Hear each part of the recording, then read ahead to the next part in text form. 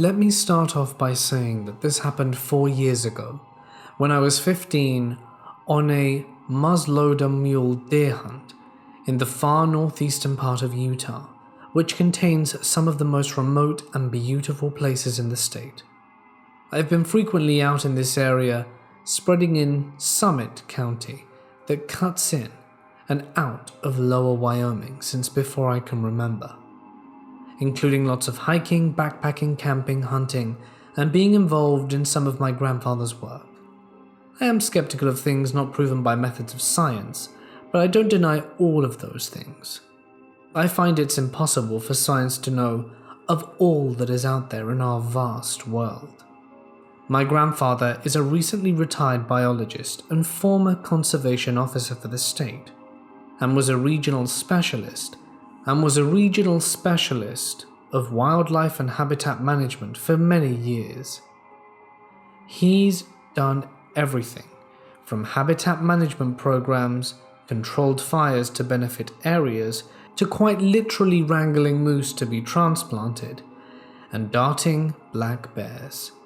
He's seen mountain lions, bears, birds of all kinds, small mammals, ruminants, plants, and natural phenomena for the majority of his life, and he understands so much that many people, including myself, will never be able to even begin to imagine.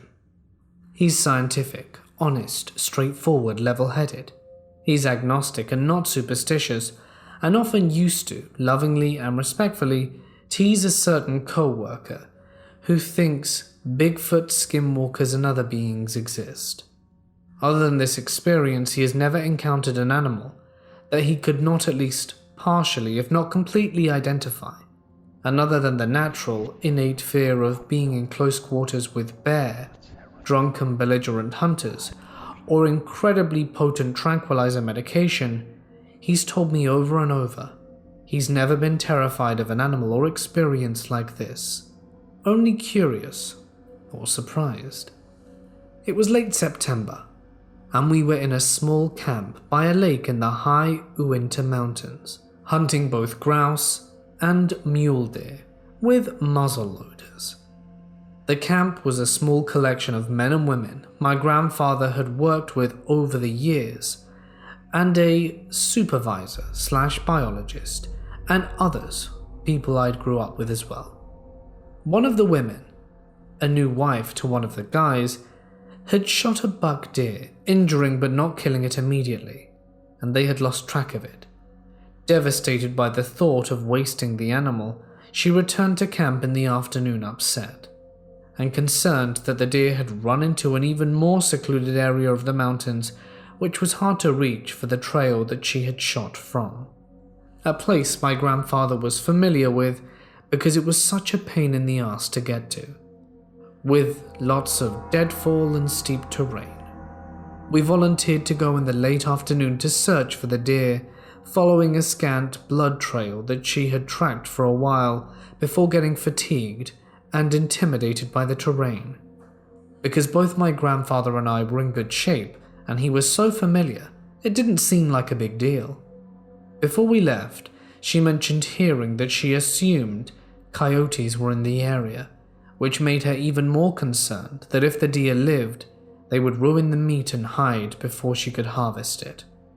We took off in the early evening, expecting to be back within an hour or two after searching and having our weapons with us, in case we found the animal still alive or came across another buck worth trying to harvest.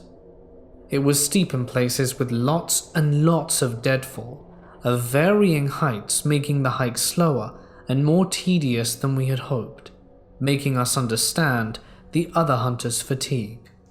She had marked the blood trail with bright orange pieces on the trees, which we followed for 20 minutes, and then it got harder to track. The sun was getting close to setting at this point, and we knew getting out would be just as long as getting in. We had just about decided to stop when we found a spot near a fallen tree that looked like it had been recently bedded down in, followed with spatters of fairly fresh blood, and we continued for longer. When the sun had just about set, and the light had faded from the trees, We removed the firing caps from our guns to make them completely safe, as it was now illegal and irresponsible to hunt in such absence of decent light. My grandfather pulled out his large maglite flashlight from his backpack, and I put my headlamp on to begin the hike back using our GPS to find the trailhead.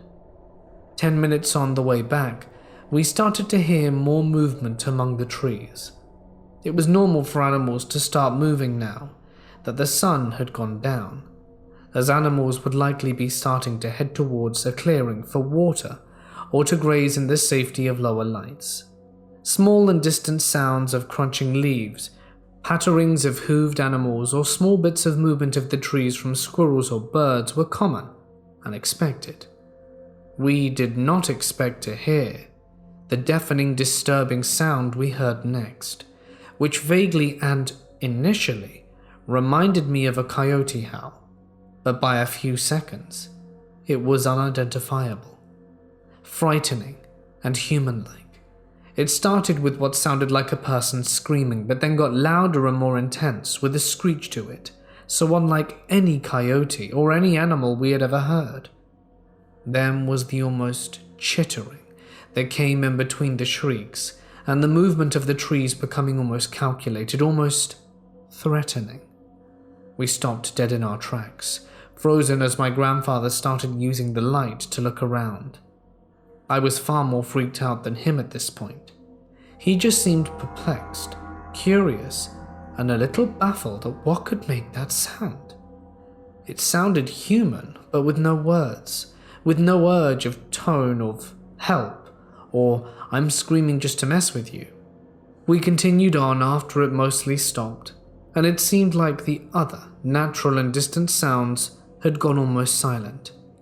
I listened intently to the sound of my boots crunching with the dry aspen leaves underfoot, trying to tell myself that it was just some weird coyote with a horribly deformed larynx or something.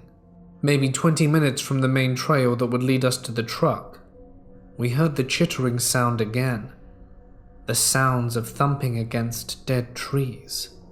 Looking around us with our lights, in between deadfall, maybe 12 to 15 feet in front of us, was a large human-looking thing. It was almost hunched down, with long, slender arms around the front of a standing aspen. The aspen, of course, was pale white, with the knots being dark brown, and whatever it was had skin almost as pale. I caught a very brief glimpse of its face. It seemed round, and the eyes seemed sunken, and I could not tell you the color other than a flash of reflection on the eye from my light, and that its face seemed sunken and emaciated. I didn't see any fur or hair. I never felt like it looked right at me. More my grandfather, and just in our direction, almost confused and curious, like he was before the sound. For a mere couple of seconds I caught a glimpse of it, but that was it. I looked down at the ground, holding my eyes shut tight, trying to imagine being safe and secure in the truck, and my grandfather took a few stumbling steps backwards towards me. I heard the thing go off to our side, moving quickly and with purpose through the trees, to the side, and then drop down behind us. That's what I would assume according to the sound, but I hoped it went in the opposite direction. My grandfather turned to where it had veered off, as to follow it, but he soon stopped and looked at me. I have never before and never since seen him so confused, baffled, horrified, curious, and in awe. I was crying at this point, ugly crying, trying to muffle my shaking breath and voice, and I asked him, "What was that?" Over and over I asked him, yet he had no answer for me. He pulled his gun off his shoulder and put a cap back on the nipple of the igniter, making the gun live, and then he carried it in front of his body in his arm. He pulled out another headlight and put it on himself. We started walking again towards the trail, as he listed off, as like talking to himself, to what it wasn't. Things like Could have been a deer or elk, moose, had arms. It was hunched, it stood upright. Or a bear? A very sick bear? It could have been a bear. Was it the light?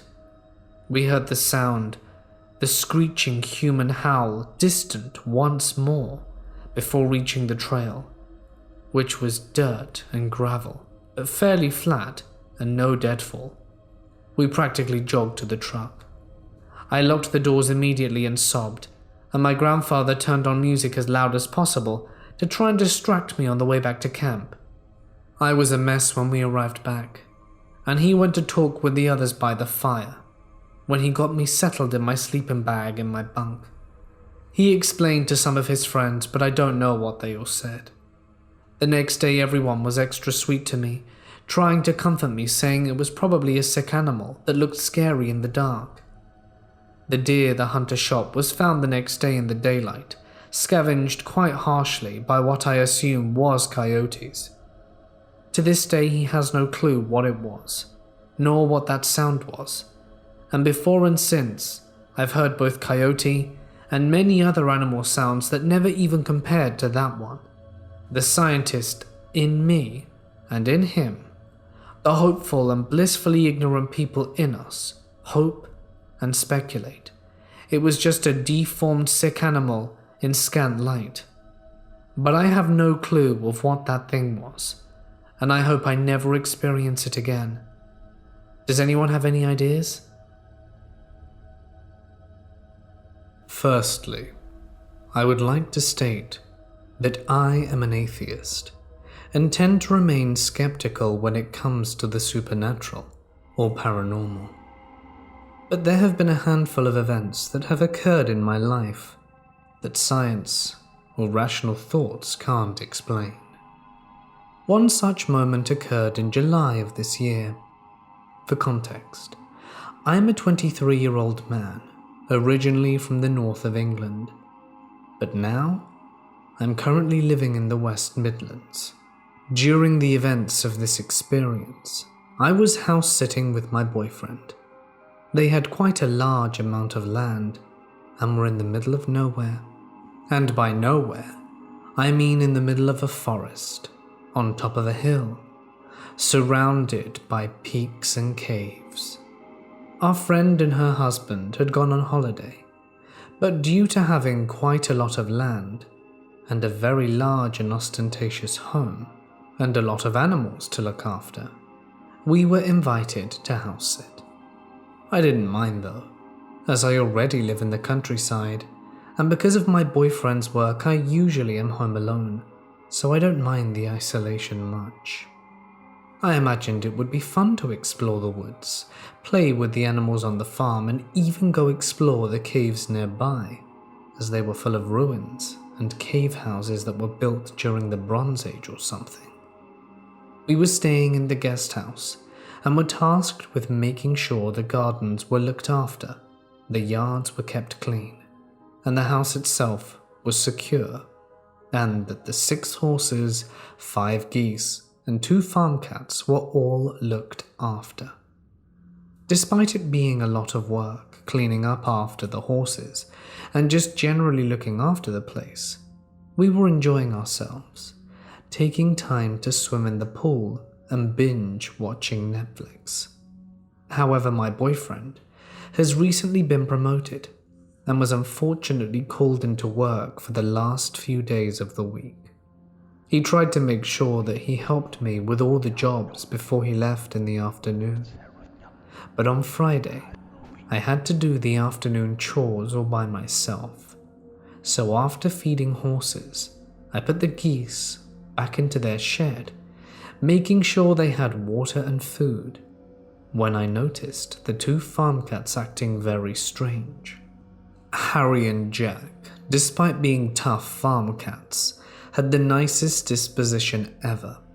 They were really friendly, but now they were stood by one of the biggest gates on the yard, hissing at the bolted and locked wooden gate. Then suddenly they stopped hissing and climbed back into their little wooden house, seemingly for the night. After locking the geese in their hut and making sure it was secured against the local fox, I went over to the big yard gate. I tried to peep through this massive, barbed wire gate to see if there was anyone outside, but there was nothing there. In truth, I didn't expect to see anyone, because the house itself was in the middle of the forest and hills. Pretty much, I was in the middle of nowhere, and the nearest village was a 20-minute drive away. I just chalked the cat's odd behavior up to a naughty fox trying to sneak in, but I couldn't help but feel a little on edge. After giving the cats food and water, I locked them in their cool little cat house, just to make sure they wouldn't be brawling with the local fox or other wildlife. Once I did that, I did one last check of the horses in the fields, so I hiked up the hill, and whilst checking on the two mares, I got this odd sensation like someone was watching me. I would have chalked it up to paranoia, but suddenly the two mares let out shrill cries and bolted. I felt both confused and worried, as the normally very placid mares rushed out of the field and hid inside their shelter. If that wasn't weird enough, things only grew more troubling. When I made my way back down through the fields, I discovered all the horses were doing the same.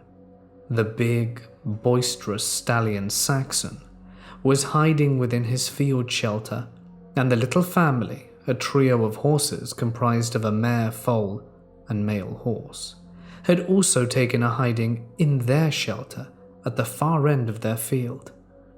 This was really weird. I had spent every hour of the day for a week observing these animals and looking after them. They'd never acted like this before. I even considered calling my boyfriend back, but couldn't help but feeling like I was overreacting. As I finished tidying the yard, I switched on the electric fences and made my way back to the guest house. It was getting cold, and it was somewhat soothing. We had experienced a week of scorching weather, so a little breeze and shade was actually quite relaxing. But the breeze turned to a gale, and grey clouds grew above me and went black in an instant. And I remember feeling really uneasy as I looked up at the suddenly tempestuous skies. The heavens then unleashed, and I rushed off down the garden path back to the guest house, which was situated next to the electronic gate and just across from the main house. I suddenly felt a lot safer, and then I thought to myself, safer? Safe from what? I had no idea why I was freaking out so much. I told myself to stop being stupid and kept telling myself people of my age shouldn't get worked up over nothing. So I opened the guest house door and proceeded to tidy up the wheelbarrows away and lock up the garage, which was handily connected to the side of the guest house, with its roof sheltering me from the rain. Then a rather nasty wind whipped down through the path leading up to the garden, startling not just me, but all the birds who were nesting in the bushes at the time. Their unexpected and frantic screeching was enough for me. I slammed the garage door shut, locking it quickly, and scrambled back into the guest house. Now, all the time we had been staying there, we had never locked the door to the guest house. I guess we felt safe behind the high walls and electronic gates. I see now that we were foolish to think so. Yet something about tonight made me want to lock that door. Perhaps it was because of the weather or the strange behavior of the animals. Or maybe it was the notion that my boyfriend, the only person who knew I was out there and who could help me, wouldn't be back until 3 a.m. Regardless, something about tonight made me feel like the simple wooden door and its easily smashable glass windows were all the protection I had. So I locked the door from the inside and kept the keys in my pocket. Sitting down on the sofa, I turned on the television and began to watch my favorite soap opera to take my mind off my irrational fears. However, every now and again my eyes would veer away from the television and gaze out of the 3 very large windows, looking out across the gravelly front yard and the distant rain-drenched garden. I didn't know why I kept looking out of the windows, but in hindsight, I think it was my instincts telling me to do so, to keep a watch because something was coming. Evening turned to night, and I let out a tired yawn as I watched as the lights around the yard automatically came on. I looked out past the kitchen and out the glass on the door to see the patio light turn on, just as it had always done. I know it seems silly, but the idea of being surrounded by light made me feel safe. Nothing can hide in the light, and it seemed like the light was able to banish all bad things, all the bogeymen in closets, or the monsters under the bed. It could even get rid of nightmares. And now, I was safe, surrounded by my lights. How stupid was I? A loud knock rapped upon the guest house door, almost causing me to jump out of my skin. I looked over to the door, but the patio light had gone out and made it difficult to see anything. Feeling rather frightened, I turned the television off and looked out the living room window to check that the electronic gates were still shut, which they were. I kept thinking maybe my imagination had gotten the better of me, and that my fear had just made me believe I had heard the knock at the door. However, any doubt I had was washed away as a second, more firm knock rattled across the glass on the door. Utter disbelief took hold, and I could feel myself leave my body. That's how shocked I was. I mean, this isn't a street in the middle of an estate. This was the middle of nowhere. For a moment, I sat there listening to the rain drumming on the window of the guest house, and with a deep breath, I stood up, stepping towards the kitchen and the front door. To my shock and surprise, on the other side of the glass on the door were 2 young boys. They looked to be about 12 to 14, and the dark hoodies that they wore were sodden from the rain, as if they had been standing out there the entire night. They looked cold and pale, and a surge of humanity and compassion swept over me, causing me to almost commit a massive mistake. I rushed over to the door and went to open it, fearing that the children may be injured or lost. But then, it suddenly dawned on me. Where did they come from? How did they get in without me opening the electronic gates? I slowly withdrew my hand from the opening, and the 2 boys looked up towards me from behind the glass, their face still shrouded behind their hoods. "Please let us in. We went for a walk and got lost in the woods," the taller and more mature of the 2 boys spoke. His words seemed more calculating and smooth than that of a child.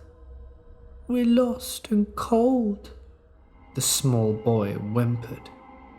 His words pulled on my heartstrings, and I did feel really worried for them.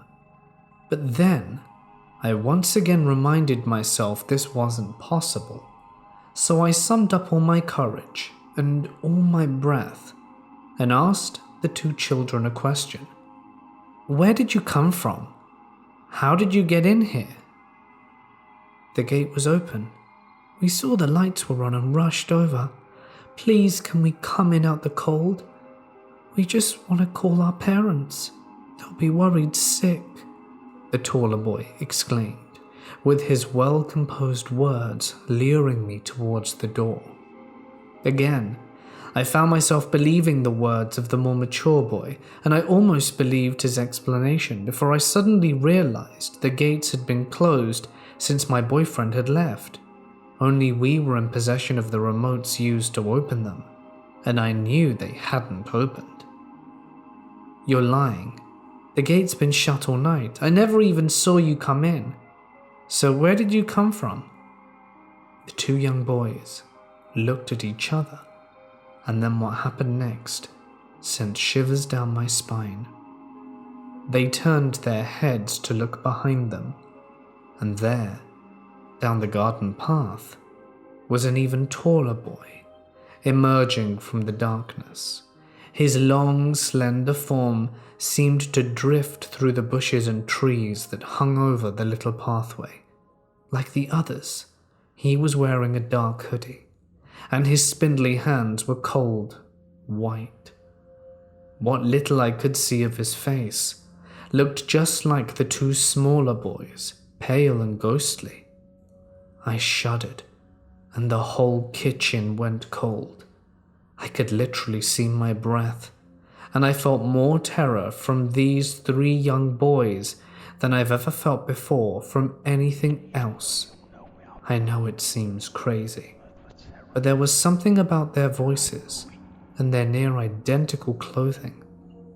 It just wasn't normal.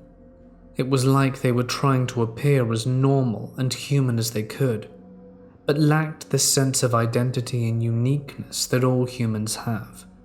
As the older boy approached, I realized he was as tall as me and stood between the two haunting children. I stepped back. Please let us in.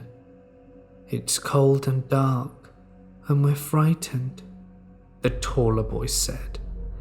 Weirdly, his voice still sounded young and partially childlike, but it didn't seem normal.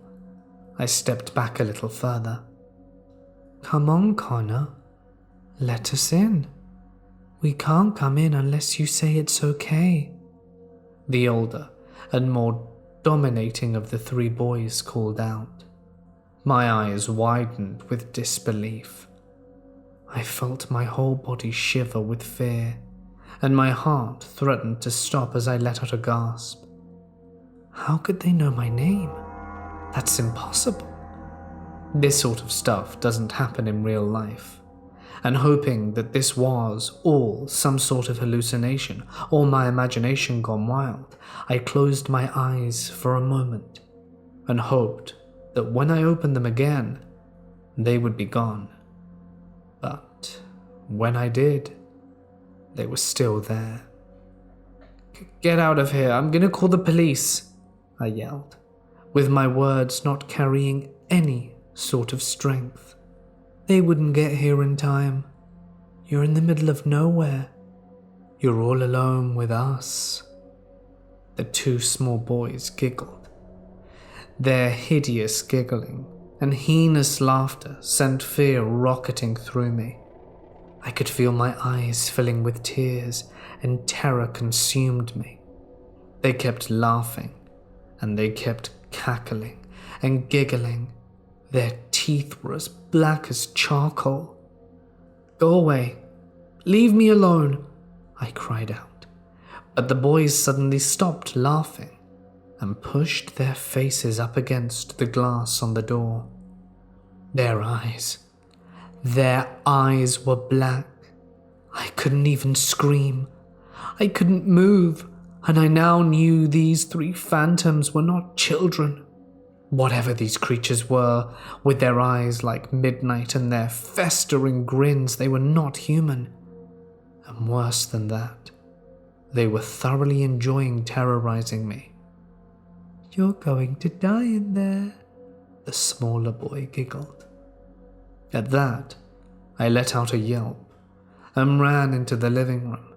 I slammed the kitchen door shut and pushed one of the living room chairs up against it. I kept fearing that the simple wooden door would not keep them out, and staggered back towards the bedroom. But I could still hear them giggling and taunting me. I could feel my heart thumping, and the sense of fight or flight was taking hold.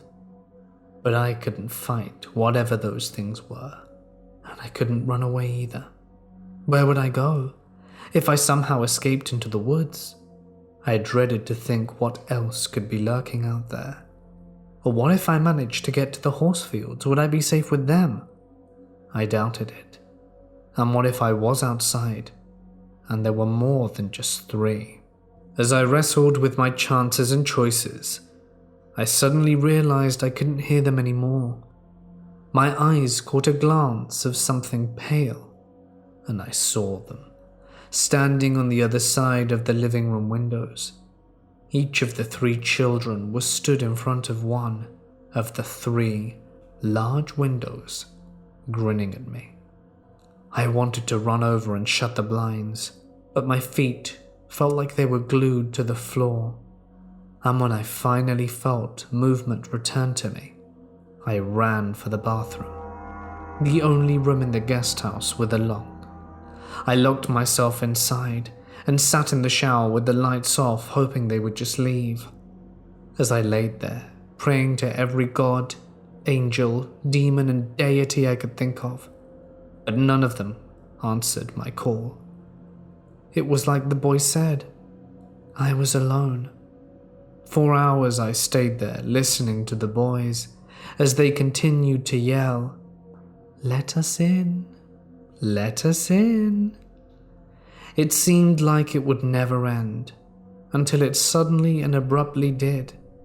I couldn't hear them anymore, and after half an hour of silence, I summoned up what courage I had left and peeked out of the bathroom. The boys were gone from the living room window, so seeing my chance, I ran over and shut the blinds. Then I wondered if they were back at the front door. So again I took a deep breath and pushed the chair aside and opened the kitchen door. They weren't there anymore, and the patio light was on again. They were gone. However, I took no relief from their disappearance, for even though I knew they were gone physically, I couldn't help but feel as though they were still lurking somewhere down in the garden path, watching me from the shadows, waiting for me to let my guard down and jump out to begin the terrorism anew. For the rest of the night I sat up, with all the lights on and a big kitchen knife in my hand, waiting for my boyfriend to come back. When morning came, I heard the gates open. My eyes were heavy, and I was exhausted, but that sound filled me with a wave of energy. I rushed over to the front door, unlocking it, and sprinted over to him.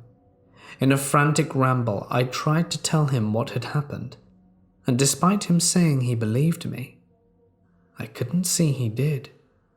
Why would he? I was on edge for the rest of my time there. I couldn't sleep properly, and every time we were back on the fields or in the garden, I could sense their eyes on me. The following day, nothing happened, and the owners returned. I wanted to tell them what I had experienced, as they are good friends of ours, but didn't want to freak them out or sound crazy, so I kept it to myself. As we had breakfast with them, one of the owners, Steph, told us how much of a good job we'd done and asked if we'd enjoyed it, which I replied with a reluctant yes. Her mood changed, and her eyes looked worried as she asked if there were any problems. I assumed by problems she meant with the animals, and when I told her the animals were all great, she looked at me and asked if anyone tried to break in. I could feel what she was about to say before she even said it, and I knew I didn't want to hear it. I would prefer my experience with those boys to just be a hallucination or the onset of madness, but I knew from the look in her eyes that she was going to tell us otherwise. Steph said the last few times they went on holiday, they would come home and find footage on their CCTV of 3 boys knocking at the door late at night and calling for someone to be let in. They had the police search the grounds and the surrounding area, but there were no signs of a break-in. In truth, there were no signs that the boys even existed. I told her about my experience, and she seemed genuinely unnerved, and my boyfriend, who is as skeptical as they come, apologized for not believing me. They asked if we would ever house sit for them again, and I, without hesitation, said no. I never want to cross paths with those strange boys in their midnight eyes. I sometimes wonder what would have happened if it had not been me in the guest house, but someone more trusting. I wonder what might have happened had I let them in. I imagine I would not be here to write this account had I done so. I don't know who or what they are, or where they came from. All I know is that they weren't normal. They're real, and I will never forget my visitation from the black-eyed children. The Pacific Northwest is a place of wonder, and where we believe creatures of lore exist. There have been too many various sightings here. I wouldn't say demonic in nature, more like there are tangible beings. The skies are vast, the air is clean, and there is a mystic feeling here, almost as if when you turn a corner, you might see a fairy. We never want to live anywhere else. I've been renting a farm-style house with my 2 grandchildren, my son and his fiancée, for almost 3 years now. We have a well under the back of our house and a pump house behind us. There are about 10 acres of land looking out towards Mount Rainier, and we have a 2-car garage connected to a big workshop, and next to us is a forest. All the things I will be describing have been spread out since we have lived on this property. Sometimes we hear screams coming from the forest, and all the wildlife becomes still and quiet. Occasionally we've listened to what sounds like a metal chair scraping on a concrete floor in the distance that echoes over our land. I've spoken to the young man and his brother who currently live on the same lot but closer to the forest, and they told me that they hear it too, but stay in after dark because it feels like they're being watched. They all think there's something off with this land. His brother also shared that he sees a demon boy, as he put it, in his room, as well as other places in the house. I ask him why he calls him a demon, in which he replies, because he scares me and messes with my stuff. I don't really think it is a demon, but what he saw and what we saw in our house will be for another time to tell. As for the noises in the forest, I have compared these sounds to various wildlife indigenous to the area but found nothing. This was when we first moved here on the property that is surrounded by farms. One late night I was driving down the lonely road home lit only by a handful of streetlights when I saw a flash of eyes in the distance. Not wanting to hit what I thought might be a deer, I slowed down. When I arrived at where I thought it was gone. But the side of the headlights shined on something greyish-white, and I noticed something almost the size of a man crawling into the bushes. I saw its back muscles and shoulder blades, and its back leg. There was no fur, no tail, and no feathers, just light-coloured muscles. I quickly turned the corner, hoping to see it crawl over the train tracks on the other side of the bushes, but it wasn't there, so I went home. I know what I saw in my headlights. I'll try to compile all that we have seen in these 3 years. We know there is something going on with this land. My 2 adult children, my son's fiancé and I, have seen this tall white creature. It stands about 7 feet tall with large eyes peeking around the workshop, revealing its head, chest, shoulder, arms and its hands on the wall, and part of its foot, or it peeks into the garage window. And we have seen this on many occasions, a few times from my son's window upstairs. My daughter was here for a visit once. She thought she dropped something earlier out back when she was playing with the kids in the yard. It was dark, so she and my son went out there and they both had flashlights to find whatever it was she dropped. They were searching for a while, when they heard something rustle in the tall grass beyond them. She shined her light in the direction of the noise, and standing there in the field was the same creature.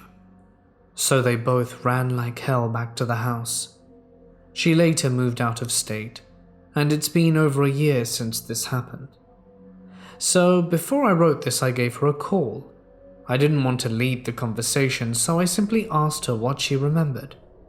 She described that thing to a T, and went on by telling me about the time she saw it on the roof of the garage, where both awnings meet. She stepped out onto the front porch and something caught her eye over the garage.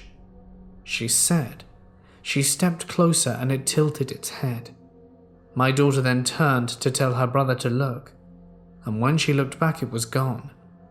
Then of course, she had to ask me, "Don't you remember me telling you when you thought I was on drugs?" I do remember that, and I apologized. I don't think this or these things have an intent, or at least I would hope not. It's just scary. On an earlier evening, my son and his fiancée were leaving the garage from the side door, and my son locked eyes with this same thing crouched on all fours on a lawn couch outside my bedroom window. He said it was white with pasty skin and had a long neck with big round eyes that almost glowed. Its head stayed fixed on him and straight, but moved up and around clockwise and back like it was sizing them up like an owl. It was crouched with knees. It was not an owl. My son then started pushing his girl faster to the house. It was a while before they went back over there, never alone and never at night. Just to let you know, we have never seen a raccoon or squirrel on the property. Another time I was on my front porch one evening. I let the dogs out one last time before bed and noticed that they were acting all skittish. They did their thing and piled it up in front of the door with crazy eyes as if they wanted to go in now. Thinking it might be coyotes, I let them in and went to the end of the porch to see what was frightening them.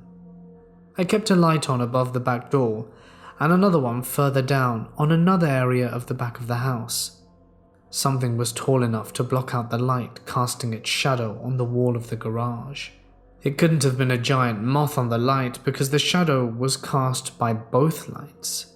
That gave me the creeps to think about that something was standing right outside my back door. My granddaughter keeps her window blinds shut after dark, even though there is no one around. She says she feels uneasy. We are not living in fear by any means, it's just different.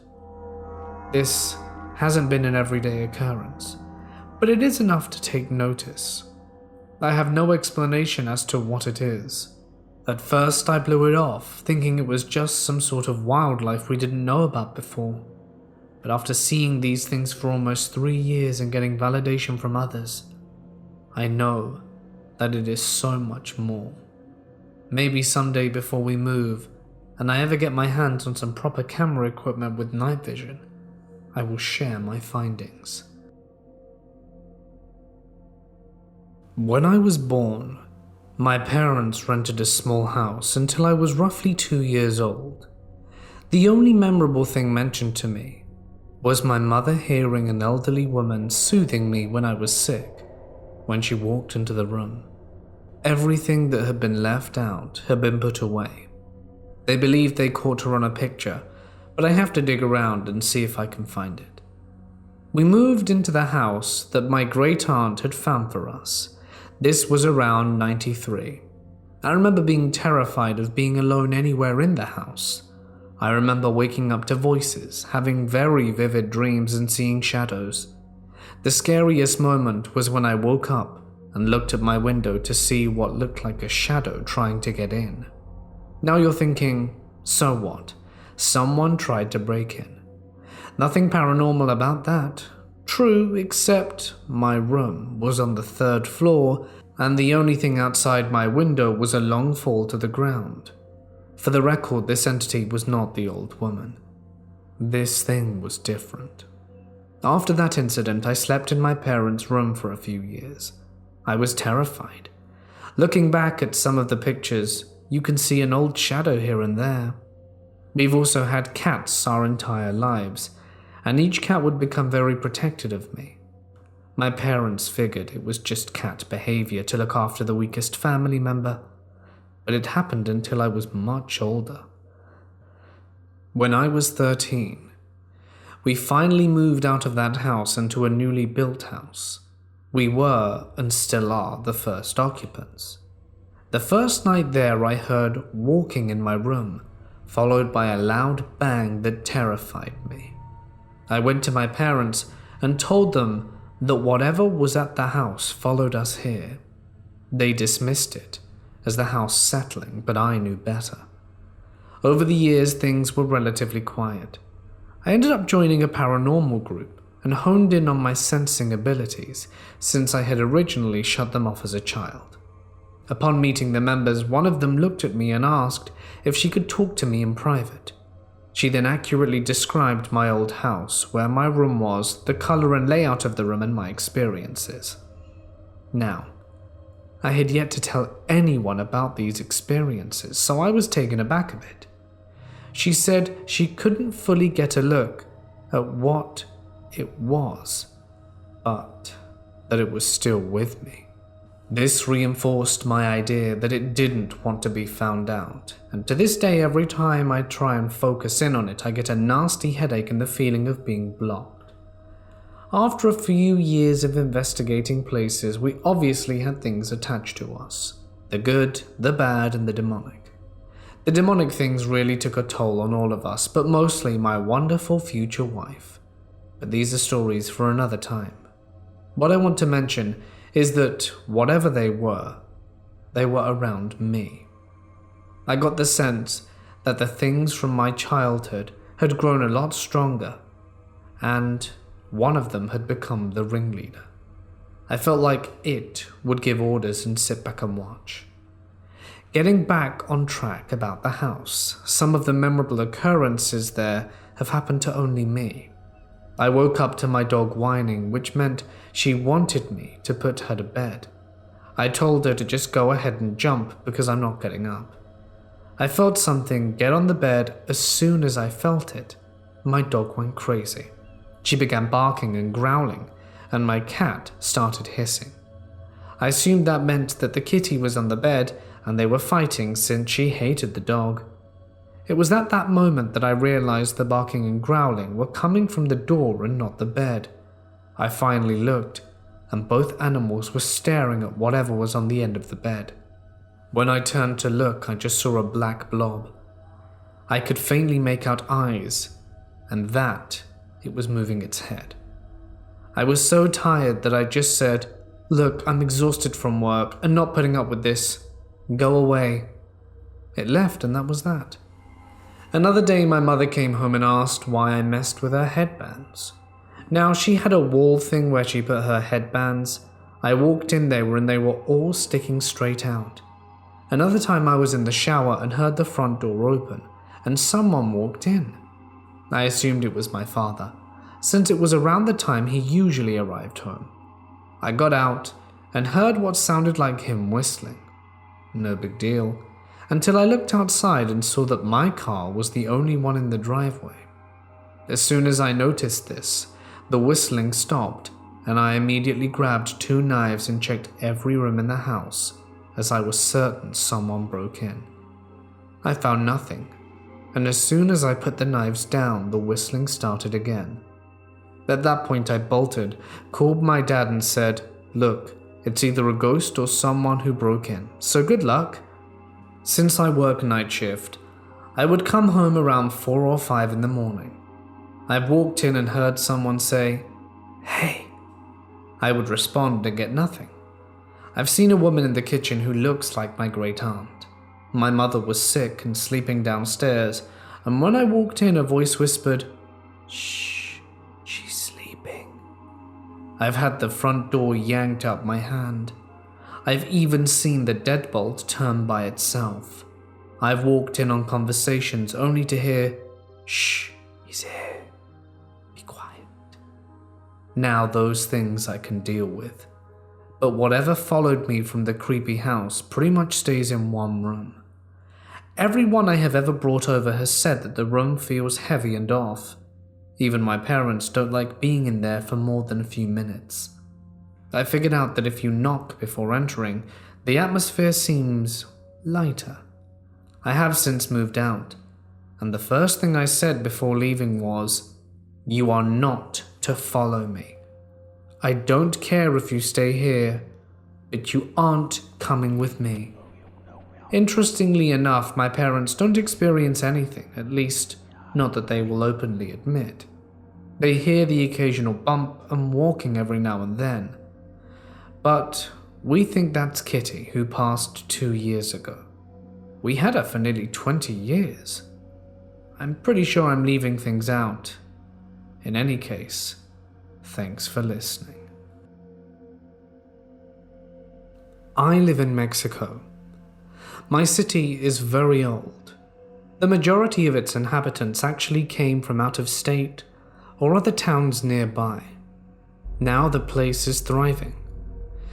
It is in fact the second largest city in the state, but it wasn't always this way.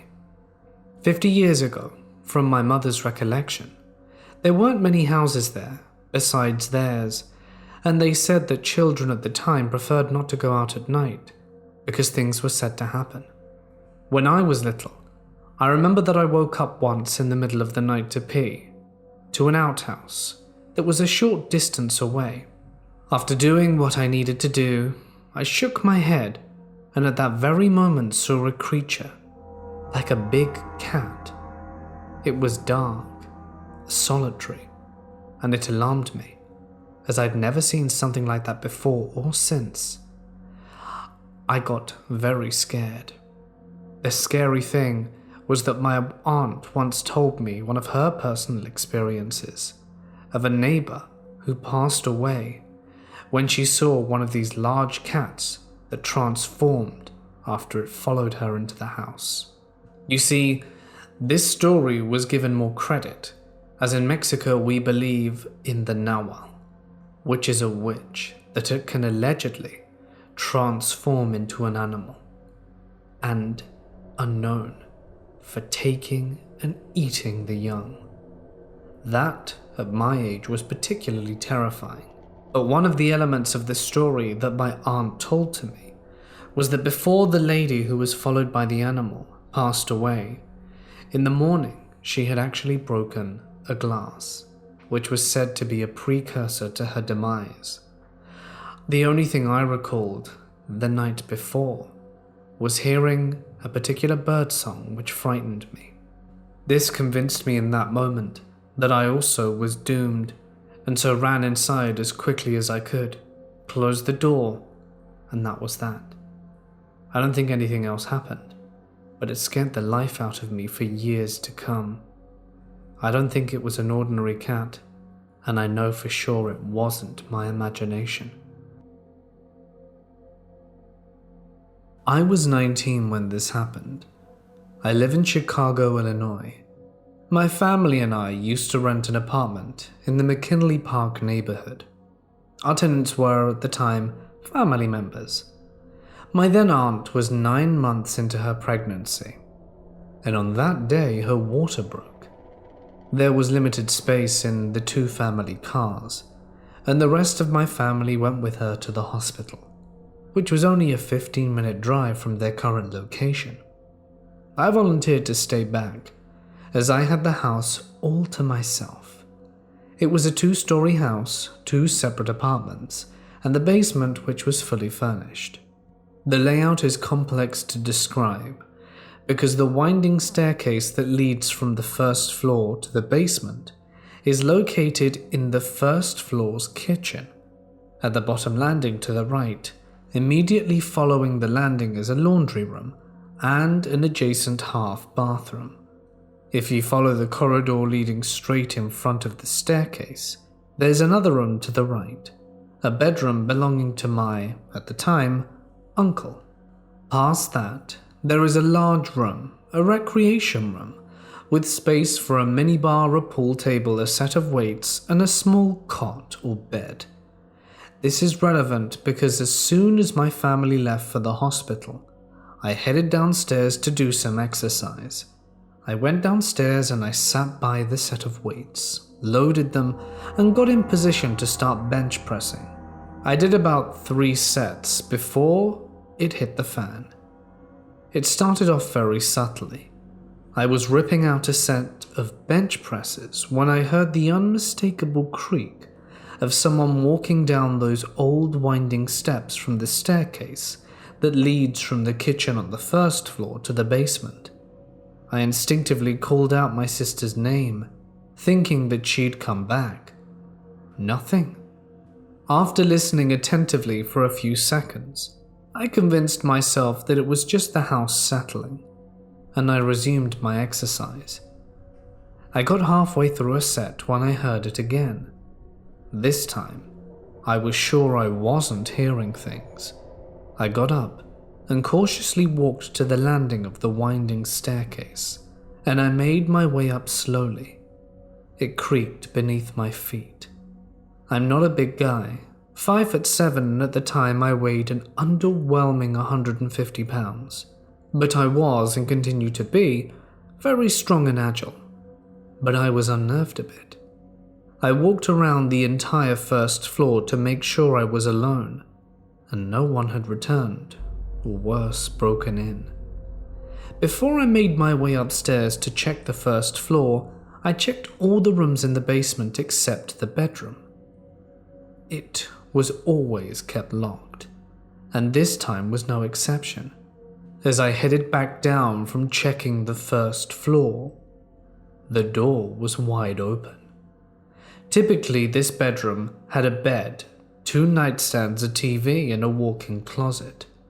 None of these were there. The room was completely empty, and I felt I was in a trance. In the middle of the room was a familiar little girl. It was my sister, except this couldn't be her.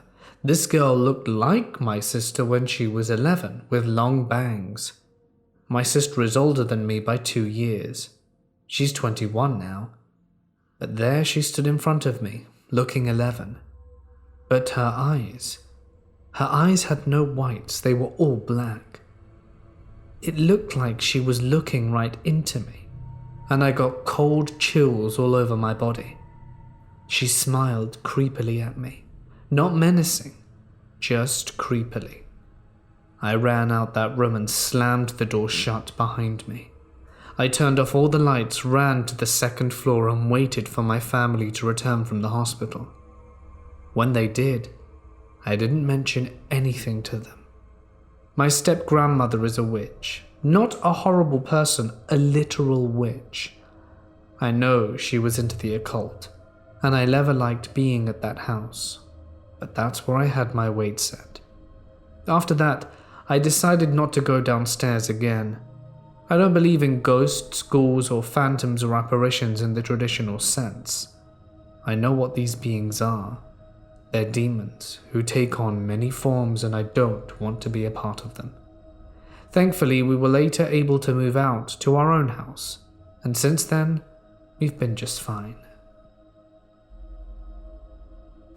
In 2016, I went to study abroad for a year in Munich, Germany.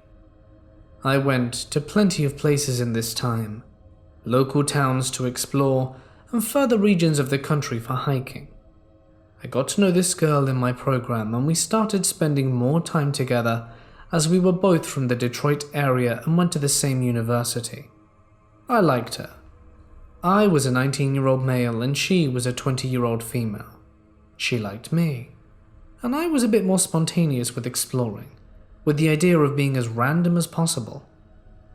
This particular day was December 26th, and we were at Marienplatz, a central location and subway station in Munich, deciding on where we wanted to go and what we wanted to do that day.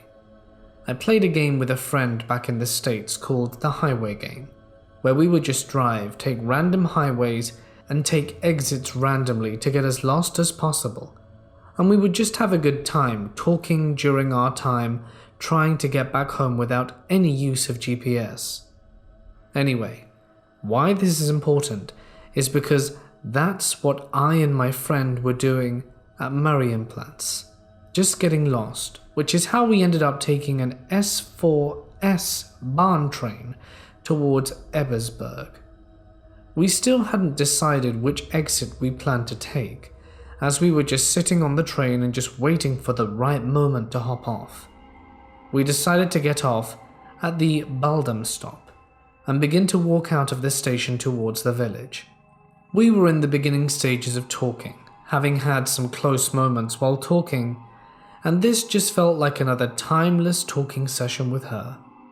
We walked around the town and eventually found some woods to walk through that were quite dense, covered with moss on the ground and tall pines everywhere. We made the mistake of going out in the early afternoon, and after an hour train ride arrived at around 3 p.m. And being in the middle of December, the sun was dropping quite quickly, making for a forest with a shadowy backdrop where I couldn't see much beyond 100 feet or so. We found a pack of thick moss void of any trees, which made for a nice spot to lie down and just stare at the clouds moving by. There wasn't any snow cover, and it was about 40 Fahrenheit, so not that cold. As we were sitting there taking it all in, I felt like it was a good moment to lean up and go in for a kiss. As I get up on my elbows looking at her, I noticed something moving in the background within the shadows, just darting between the trees. It wasn't more than a few seconds later than I realized whatever was darting between the trees was now darting towards us. I didn't think much of it since I thought maybe it had just been a dog, but as it got closer, I realized this thing was canine and huge. Before it reached us, I stood up, and it stopped within feet of us, just snarling and growling extremely loudly. I dragged my friend up and told her to just start walking away. I followed her but noticed that the canine creature walked in a circular path around us to the 3 o'clock position to where it stopped. I began to walk with her, and as I turned around to check where it was, I saw that it was gone. We never heard it leave or saw anything run away. The only thing we did hear was a howl about 30 seconds after we left from laying on the moss, at which point we decided to get the hell out of the woods. As we did, we came across a gentleman walking his small dog and greeted him and felt a sense of security, but nonetheless left as quickly as we could and went back to the station to catch the next train home. Now I know one of you may be thinking that it could have been a wolf, but later that evening I looked up to see if there were any wolves in the area, but found that the majority, if not all wolves, were killed following the expansion of human society on the continent, with the closest known population of wolves being near Poland, Ukraine and Russia. It could have been a very large dog, but let me tell you, I have dogs, and have grown up around dogs, and have been attacked by dogs before.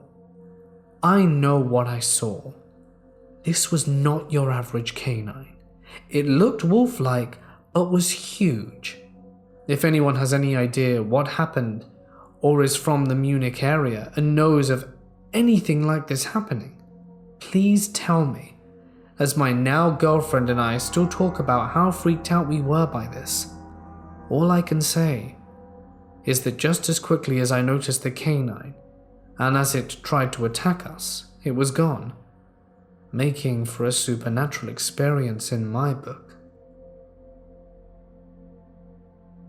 My friend and I were always big into the paranormal and exploring haunted places.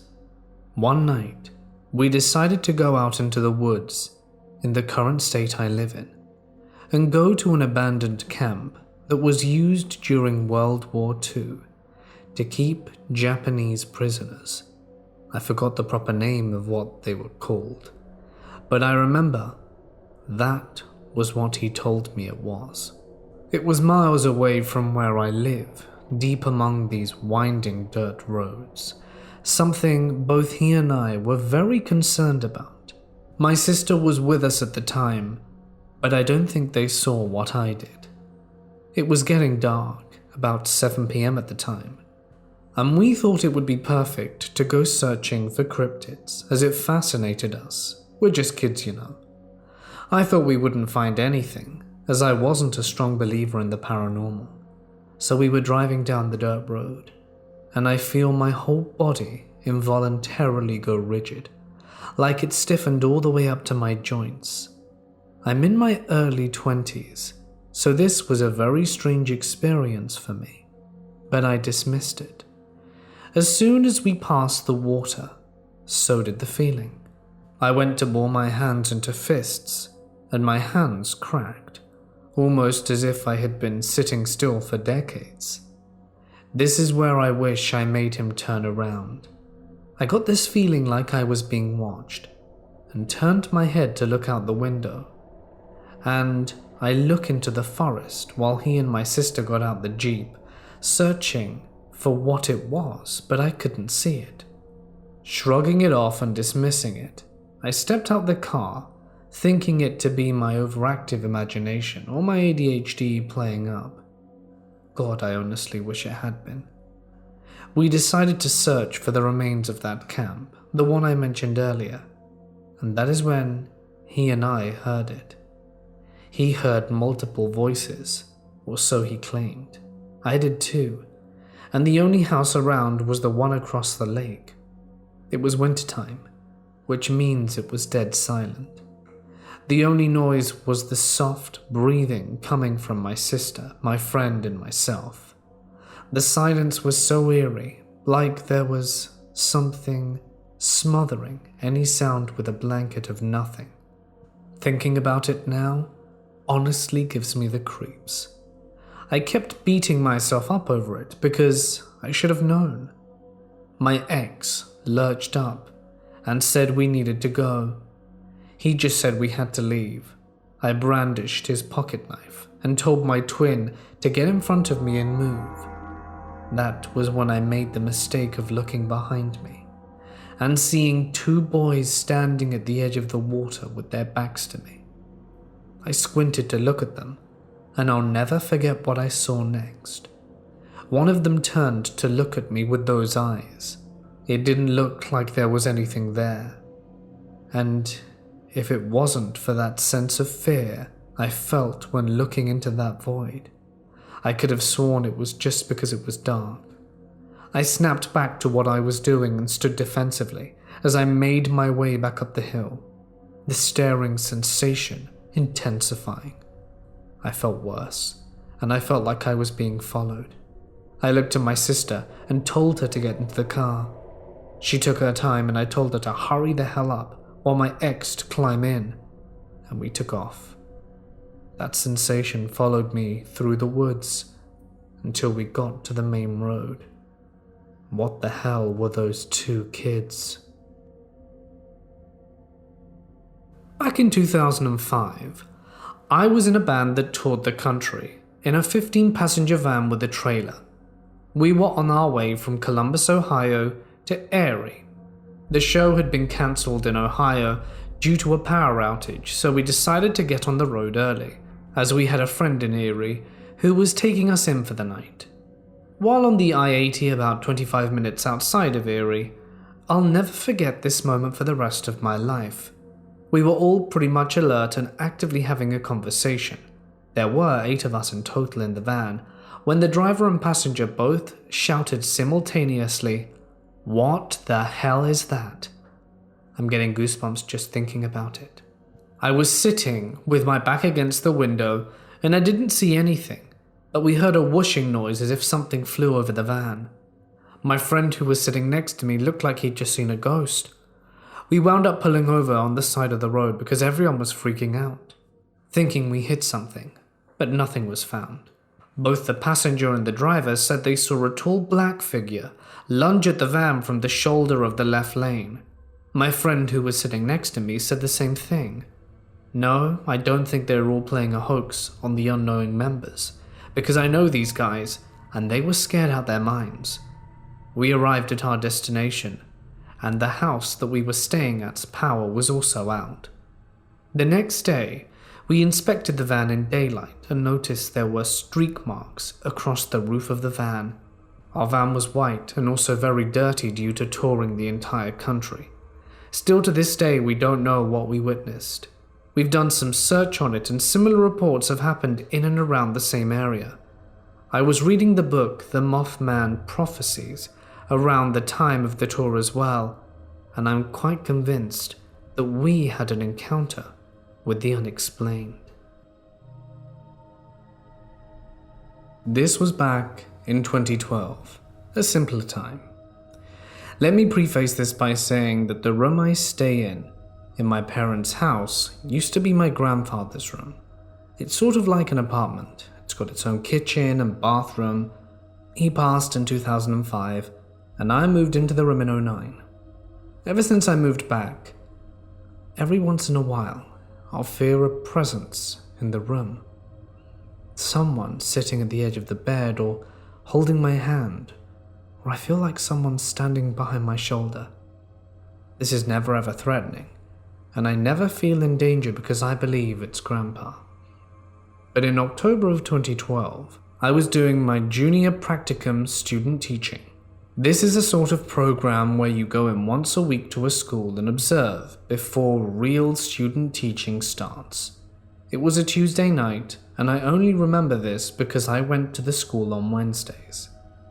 It was a considerable distance from my house, so I tried to get into bed early. This one night I had trouble getting to sleep, which I never have. I can usually pass out anywhere at any time, and I begin to feel anxiety come over me, and a state of panic. Another thing that never happened to me. In my mind's eye, I kept envisioning a tall, black, humanoid figure with a long, red tongue standing in the corner of my room, and at the time it felt very vivid. But now I can't recall any details about this figure except that tongue. I began to feel like if I stayed in my room any longer, I would be in serious danger. I went into the next room, our family room, and decided to watch TV. I looked above the TV at the cable box and noticed it was 2:59 a.m. The second the digital clock hits 3, the sound of crickets coming from inside the room and the attached laundry room resounded. Once that box hit 3:01, everything stopped. Now, I'm not a religious person, but my supervising teacher at school is. He told me that crickets are related to locusts, referring to the biblical plague, and he told me to recite the prayer to St. Michael. He couldn't remember it at that moment though, even though he said he used to say it every day. Getting home that day, and accompanying days, it seemed as though there was a fog around my room, and the room felt different, just off. I would come home and lay on my bed for an afternoon nap, and the bed started to shake. It got to the point where my mother began to ask me if anything felt weird. She has her own experiences, but that's a different story for another day. Now, I live in New Jersey, and in October of 2012 we were hit by a hurricane, Sandy, and we were without power for about a week or so, and I was not sleeping in that room in the darkness. I moved my mattress upstairs to our living room. Every night that week, a bluish-grey fog came up from downstairs and circled the room, and I began to have dreams of religious icons and the Virgin Mary falling into pits of fire. I had soon realized that after I forgot my grandfather's birthday, usually I'd light a candle at church or something for him. I thought perhaps he was angry with me. So I went to church and lit a candle, but it didn't change anything. A night soon after, however, I had a dream that I was driving with Grandpa down a road. It was pitch dark, a paved road, and it was bright white on either side like a desert. My grandpa had a really thick Irish accent, and sometimes it was really hard to understand him. But he said something along the lines of, always being there. The next morning I told my mum while my younger brother was in the room, and he interrupted me and began filling in details of my dream for me.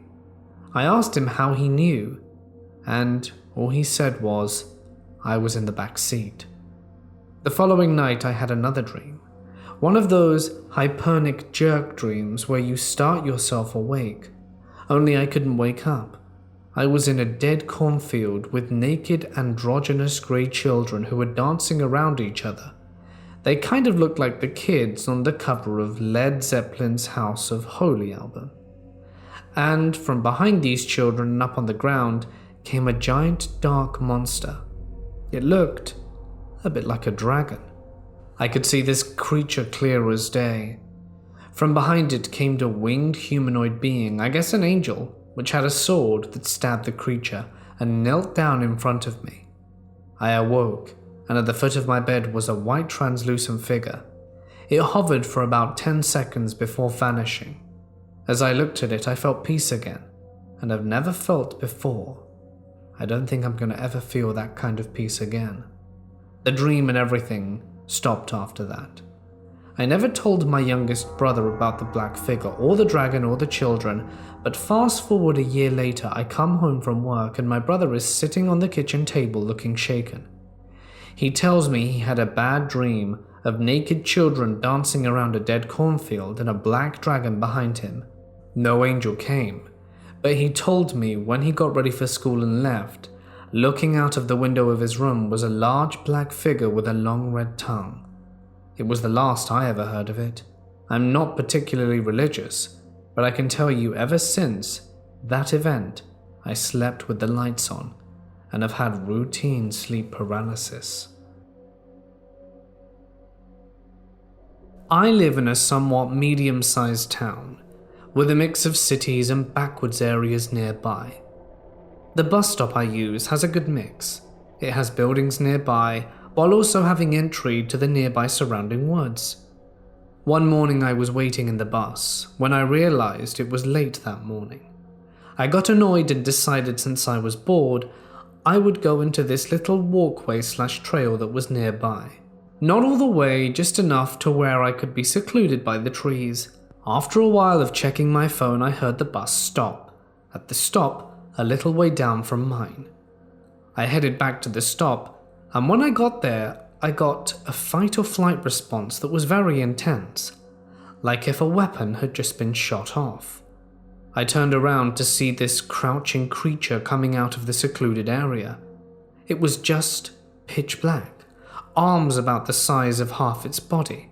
Its head looked like an eraser. The most terrifying part of it was the creature's size. It was easily the size of a telephone or lamp pole. It towered over me and everything around it. Its hands were large and its fingers were thick and were about the size of half my arm. I don't know if I should run because I knew this thing would catch me in a matter of steps. Some time passed while it climbed out of the walkway and stood looking at me. Then the bus pulled up and opened its doors. I looked at the bus and back at the creature, but it was gone, just vanished. I looked at the bus driver and his face was normal, so I assumed he hadn't seen anything. I got on the bus and silently cried for a few minutes. I don't know if this is correlated or if just my brain, but that night I had a dream where the exact same thing happened, except the bus didn't show up, and as you can imagine, things didn't go all that well for me for the rest of the dream. My friends called it the Line Man, but I don't care about naming it. I've been back to the bus stop over the course of a week, and every time I was watching the trees in the walkway, but never saw it. I'm still scared of going back to that bus stop. I'm 14 years old. I'm from a hilly village in England. Recently I had been doing a project on urban legends. It was a class assignment, and most people did Bloody Mary. I chose Slender Man. I've experienced many paranormal things throughout my life, and this is a whole new level for me. So the reason I've mentioned the high school project is because it's relevant. There were 2 students which did Black-Eyed Children. This was cool when it came to presenting. I started to feel sick to my stomach, and I thought I'd caught a bug. I asked to go to the receptionist and ended up passing out on the way, and my mother took me to see a doctor. But the doctor just said it could be a viral infection. Anyway, go forward 2 weeks later. I was walking my dog, going through the woods, since there's a thin path that leads to a golf course surrounded by wooded hills. As I was walking through there with my dog, it suddenly started getting chilly and a bit windy, and a bit of gravel flew into my eye. When I realized there was someone on the path in a white dress covered in mud. It was a girl, and I noticed as I walked further that she had really pale skin. I was about 3 meters away when all of a sudden my dog cowered. I stopped and tried to calm him, but he wouldn't advance. The girl was facing the other way, and it wasn't until I actually went to tap her on the shoulder to see if she was all right that I realized she looked to be about 12. I hesitated as I went to tap her, and she turned her entire body round in one swift movement. She turned her head first, and did the same with the rest of her body, ending with her feet. "Are you okay?" That's when I noticed. Her eyes were black and looked more like marbles. Before I could finish talking, she asked, "Can I touch your dog?" It actually would have made me giggle if I wasn't so shaky. She was so direct with everything she said. "No," I replied. She went on to asking further questions. "Can I touch your hair?" With each of these, she eventually asked if she could hold my hand. It took me by surprise, and everything was no. She then began crying, talking about how she needed to hold my hand. I eventually started running away, and she tried crawling over to me and touching my dog. My dog at this point was wincing from fear. I looked behind me and saw the girl on the ground pulling at her hair, and then she was gone. I looked back a second time, and it was like she had literally sunk to the ground. I ran home, and I don't know what I experienced, but I no longer take my dog anywhere near that path. I've been looking for a place to share this experience for a while, and I think I found it. This happened 10 years ago. I grew up in South Georgia, so there's a good bit of forest. It was around 11 or 12 at the time, and I lived in a small neighborhood in the woods. My family consisted of my mother, stepfather, sister, and I, and we had about an acre of land to ourselves, bordered by about 500 to 600 acres of woods. We were in our side of the yard, sitting around a fire about 50 feet from the tree line. It was about 5 p.m., and we were all talking, joking around, and we were trying to scare my sister with a dumbass piggy man story. While everyone was still talking, I started to hear something. So of course I told everyone to be quiet and listen. Now, although I live in the south, we don't have many large animals. The largest we have are white-tailed deer and hogs. Deer have a very quiet step and generally avoid people. Hogs, on the other hand, are pretty loud, however, it's very easy to identify their noise.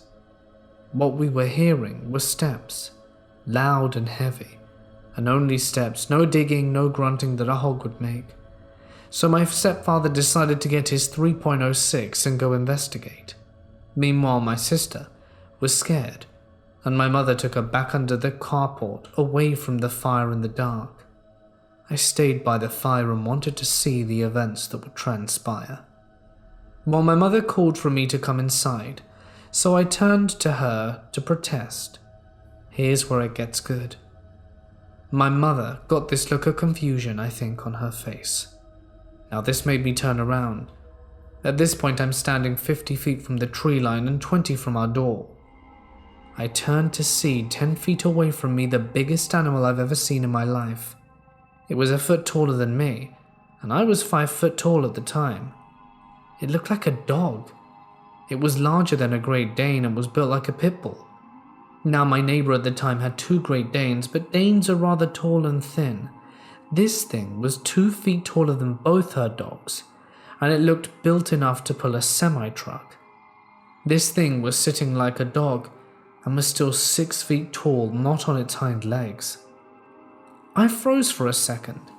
It was sitting just at the edge of the fire, just close enough for me to make out most of the details. All it did was stare right in my eye. Finally, I realized I needed to move and bolted back to my door. One more thing. I was playing multiple sports at the time and was in decent shape, meaning I was not slow by any means. From the moment I started running to the moment I got to my door, probably took no less than 2 seconds. I get there, look back, and this thing had made it back to the tree line within the 2 seconds it took me to get to my door. It cleared 50 feet in 2 seconds from a dead start. Now I can't remember many details from the face. I do remember that it had no antlers and had pointed ears like that of a dog, a pit bull mix, and that it had very bright eyes. I don't remember the color though. My mother, sister and I sat in the kitchen to wait for my stepfather to return, and we hear a gunshot. Now I'll make a long story shorter, and just say that my stepfather came back to the house and he said he saw glowing red eyes and fired, at which point he wet himself and ran back to the house. I don't know how much stock to put into what he said, as he's well known to be a liar. I think I've put all the relevant information I can at that moment, but it's been killing me to know if anyone knows what this could have been, or if anyone else has seen it. I would absolutely love to talk about it. It has taken me some time to figure out where to start with this story, since there are so many starting places and no end in sight, at least one I can see. So I've decided to start it at the moment that my life changed forever. Not the drastic change that would come later, but a change that began a terrifying journey that has yet to conclude. I was born in the early 80s. My parents were youth pastors for a Pentecostal church in the southwest of the US. I had grown up in the Pentecostal church my whole life. Eventually, my parents became pastors of their own church. The start of my story isn't the beginning, but it is a start. I'm going to tell you it as I experienced it, so there will be back and forth from one timeline to another. But I want you to take the same journey I did. I was a preteen when I saw it. I'm not sure about the exact year, but I know it must have been between 95 and 97. It was summer.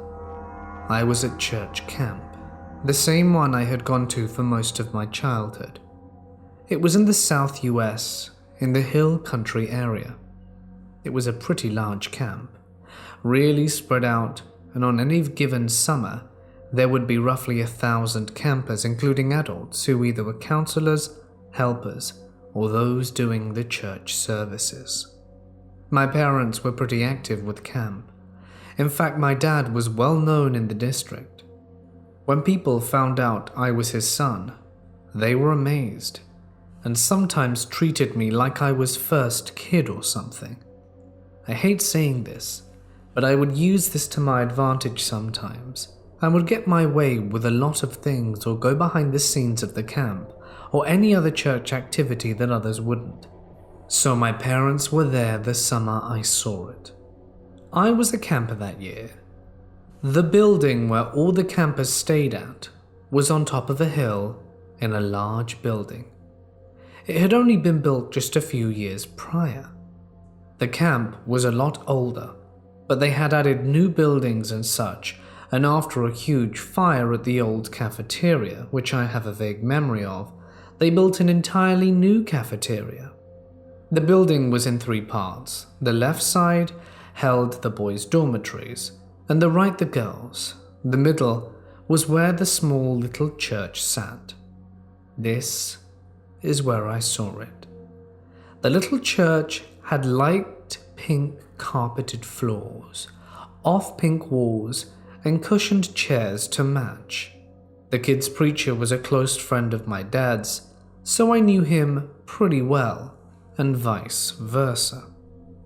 The stage in front of the room, which was literally a step up from the floor, had a stained glass window in the back. I will never forget this stained glass window for as long as I live, and you're about to find out why. It was a picture of a woman in biblical clothes pouring water from a clay jar into a flowing river. For what I have no idea. Next to her was a small lamb. They stood on a grassy hill with a tree to the left. I believe there was also a greying sky. I had seen it many times before and admired it greatly. The room was packed full of kids, all of us ranging from ages 12 to 15. Both boys and girls. Boys sat on the left side, girls on the right. There were at least 40 to 50 kids in here. Each of us had itineraries, so while we were in service for an hour, other campers may be doing recreational activities or swimming or any number of things.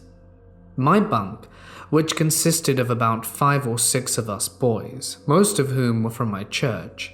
Being who I was, I usually got to pick who I wanted to bunk with, another perk of being my father's son.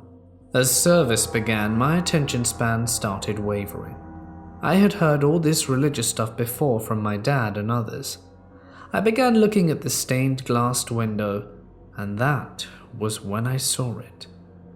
It had never been there before, at least that I had seen. In the lower right-hand corner, near the red stained glass border, was a face. Not just any face, but a terrifying face. Aside from everything else on the stained glass window, it looked absolutely real, like it was peering through the glass. But this was impossible because behind it was a small area, which held lights to backlight it. No room for anyone big or small. Its skin was fleshy colored, nothing out the ordinary. But what really grabbed my attention wasn't its open mouth with sharp, pointy teeth, but its eyes. The eyes were large, bulging out the sockets. Those eyes have haunted me to this day. On its forehead were 2 small bumps, like a pair of horns that hadn't quite come out yet. It was scary, but I was more fascinated that I had never noticed it before. I leaned over to one of my friends sitting next to me and asked if he had ever noticed that face in the stained glass window. He looked but told me he couldn't see anything. Confused, I asked another friend who replied with the same answer. It was then I began to wonder if I was the only one who could see it, or was it some optical illusion? The whole time we were in there, I couldn't take my eyes off it, and when I tried, I felt like it was staring back at me. As we were leaving the room, I walked to the other side to the area the girls sat and looked. There it was, as it was before, the demonic face. In fact, no matter where I was in the room, the face was there. I pushed it to the back and spent the rest of the day trying not to think about it, until the next day when we went back to church. And it was still there. Same position, same terrifying face, and no one could see it but me. This was when I started to get really scared. Later that day, I had tracked down my dad and asked if I could speak to him in private. We had gone into my parents' cabin. My mother was off somewhere in camp doing God only knows what, and I asked my dad if he knew anything about the stained glass window in the little church. He told me he knew enough. He even knew the guy who had made it, and that it cost the district quite a pretty penny. I asked him if there was a demonic face in it, to which he replied, not that he could remember. He asked me why, and I told him that I kept seeing a demonic face and no one else could. My dad got on his knees, put his hands on my shoulder and told me not to tell anyone about what I was seeing. I tried to protest, but what I had taken as anger back then was actually fear. What kind of fear, I wouldn't learn until much later. Like I said, I thought it was anger that a man of my dad's status had a son who was seeing demons in the Pentecostal religion. It wouldn't be perceived well. I never mentioned it again to my dad or anyone else, but every day I saw it. The whole week, its bulging eyes looked at me. I didn't know it at the time, but seeing this demonic face was just the start of what was to come. It was the beginning of my journey, but not my parents' journey. After camp, we had gotten back home, and my parents had hired some youth pastors from out of state, a husband and wife with 3 kids, 2 girls and the youngest a boy. I don't remember too much about the whole family, just a few snippets here and there. I do, however, remember the young boy, only because he didn't look right. Aside from looking like a typical 6-year-old, he was always pale, with dark circles around his eyes, like he was a ghost. Which I'm not saying he was, because obviously he wasn't. On top of that, the boy was always sick. There was always something wrong with him. For the first few months of them being our youth pastors, they had moved into our house temporarily, until they could find their own home. They lived in my bedroom, which was upstairs and to the right. I was put in the second living room downstairs, which had a TV, and a very comfortable sectional couch. The mother homeschooled her kids, but never at home. She always took them someplace else. I believe it was a park or something. So while my dad and the youth pastor were at the church doing their godly work, and my brother and I were at school, my mother had the house to herself. She would tell me that she would hear strange things in the house, and it always came from my bedroom. There were times she would hear someone stomping in my room, or she would hear voices, or something sounded like it had fallen. But each time she would investigate, there would be nothing. In fact, this happened just about every time my mother was home alone, and it had never happened until these people had come to stay with us. Eventually they got a home of their own, but things didn't really change in the house paranormal-wise. My mother would still hear things coming from my bedroom. There was one incident where my Mima, my mother's mother, had come to stay with us for a week, and her and my mother saw what looked like someone standing outside the window in my parents' bedroom. They had even called the police and found nothing, except for the footprints found outside the window. We had lived in a nice neighborhood at the time, but the cops had told my mother that there were always peeping Toms. The only thing I personally experienced in that house was when I had been sleeping in the downstairs living room, while the youth pastor lived with us and I was watching TV in my parents' bedroom. I even remembered which movie I was watching, because like the demonic face, this has haunted me ever since. I was watching Batman Forever, which at that age was my favorite movie, and I had seen it hundreds of times. I had been sitting on the floor, leaning up against my parents' large bed. The bedroom light was off to give more of a theater experience, which I do to this day, and must say I had both of my hands on the ground. My left hand was somewhat under the bed. I was fully immersed in the film, when all of a sudden, I felt a hand touch mine. It came from under the bed. I knew it was a hand. I could feel the flesh of it. I bolted up and ran into the living room to where my parents were, terrified.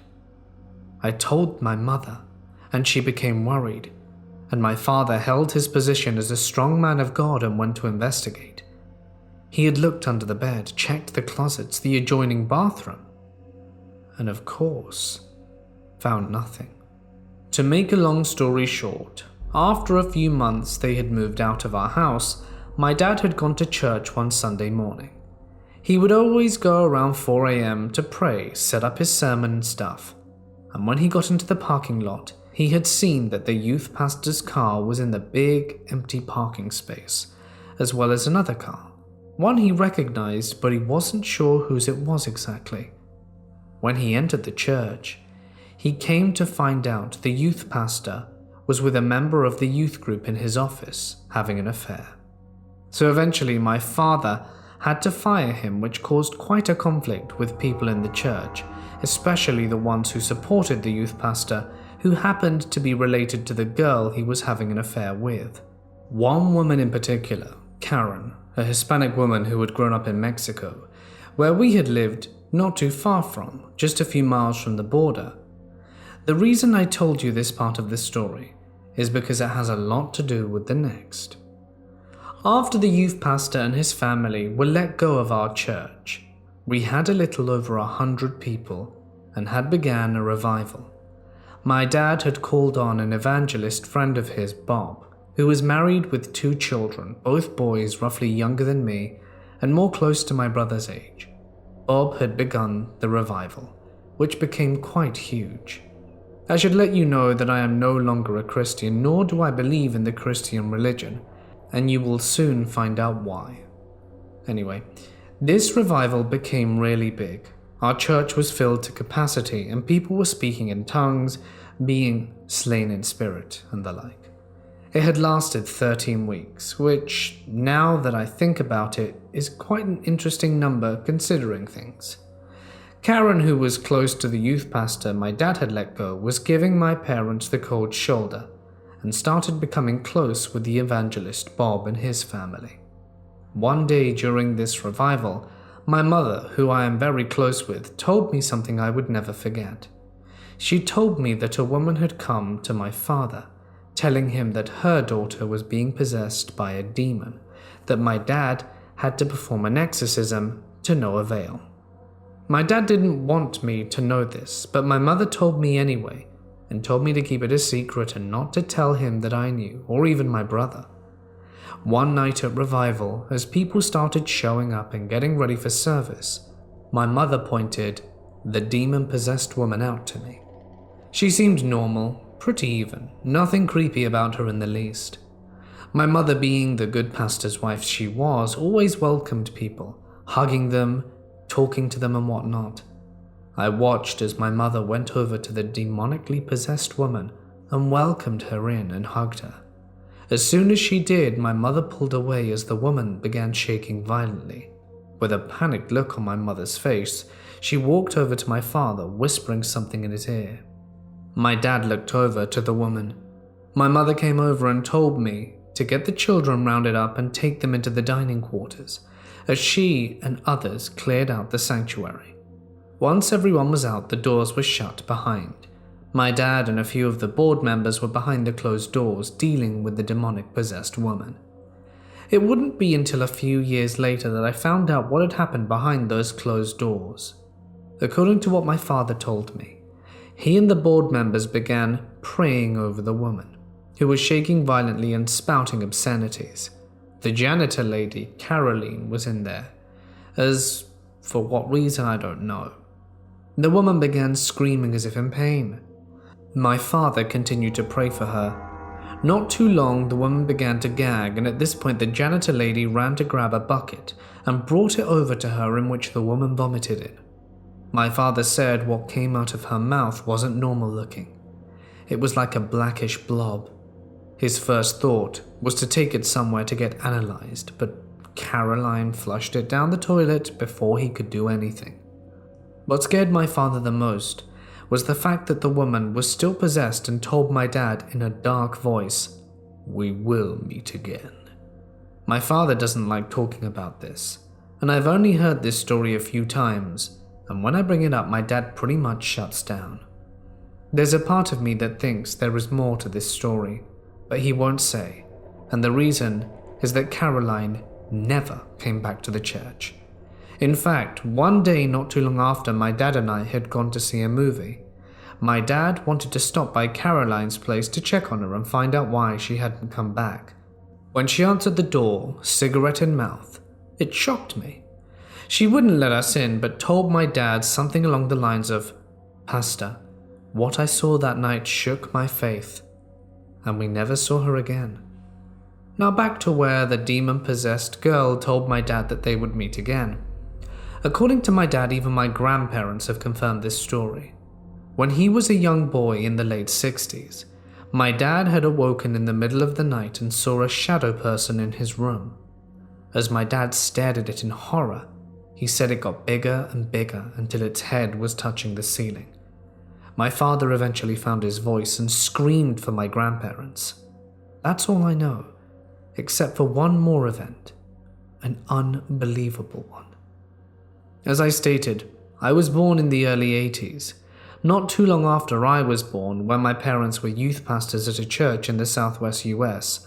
On a Wednesday night at church with around 50 to 80 people in the sanctuary, a group of strange people entered the church. My mother said that there were about 10 or 15 of these people, some of whom were dressed in black leather with spikes, typical 80s punk, while others wore white t-shirts with anti-Christian messages written in black ink. They had gone to the front of the church during service and started disrupting, saying obscenities against Christ and Christians. The pastor and the board members, whom my dad was one of, took all the people outside the church while someone called the cops, who were on their way. I cannot stress enough, this took place in the early 80s. The leader of the group started talking to my dad. He was younger than my dad, and he said he knew my dad and hadn't seen him in a long time. My dad asked what he meant, to which the leader said something along the lines of, "I was in your bedroom that night." To further prove this, he began telling my dad he knew a lot about him, like where he was born, who my grandparents were, his social security number, who his best friend growing up was, his favorite car, teacher, where he went to college, and then the leader gave the same information about my mother. Then, scarily enough, he mentioned my name, my social security number, where I was born, and that I was his marked and watched. Just writing this out gives me chills considering. I recently brought this up, and my mother says that it still scares her to this day.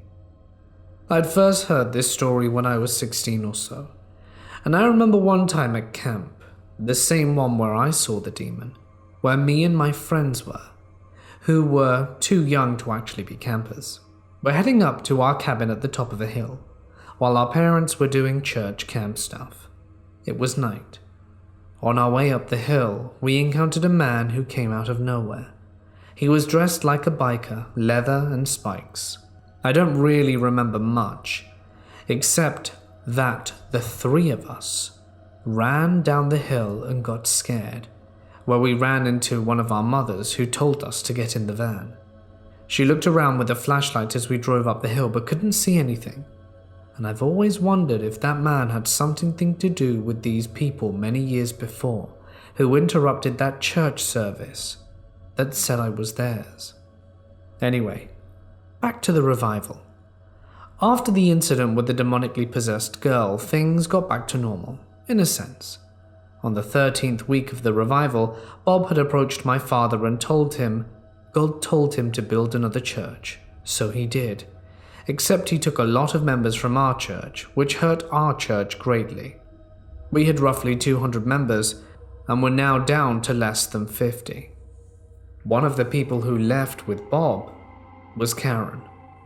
Karen had come up to my mum and told her that she and her family weren't happy with how things had gone down with the youth pastors.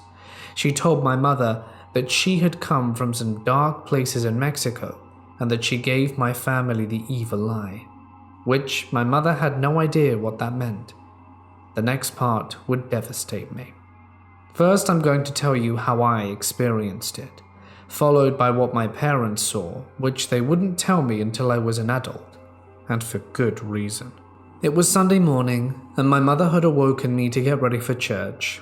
I got off bed, sleepily, and started to get dressed when I noticed that my dog, Pepper, had pooed on my floor. Pepper was my dog. She loved me, and when I left for school, she would sit at the window and wait for me.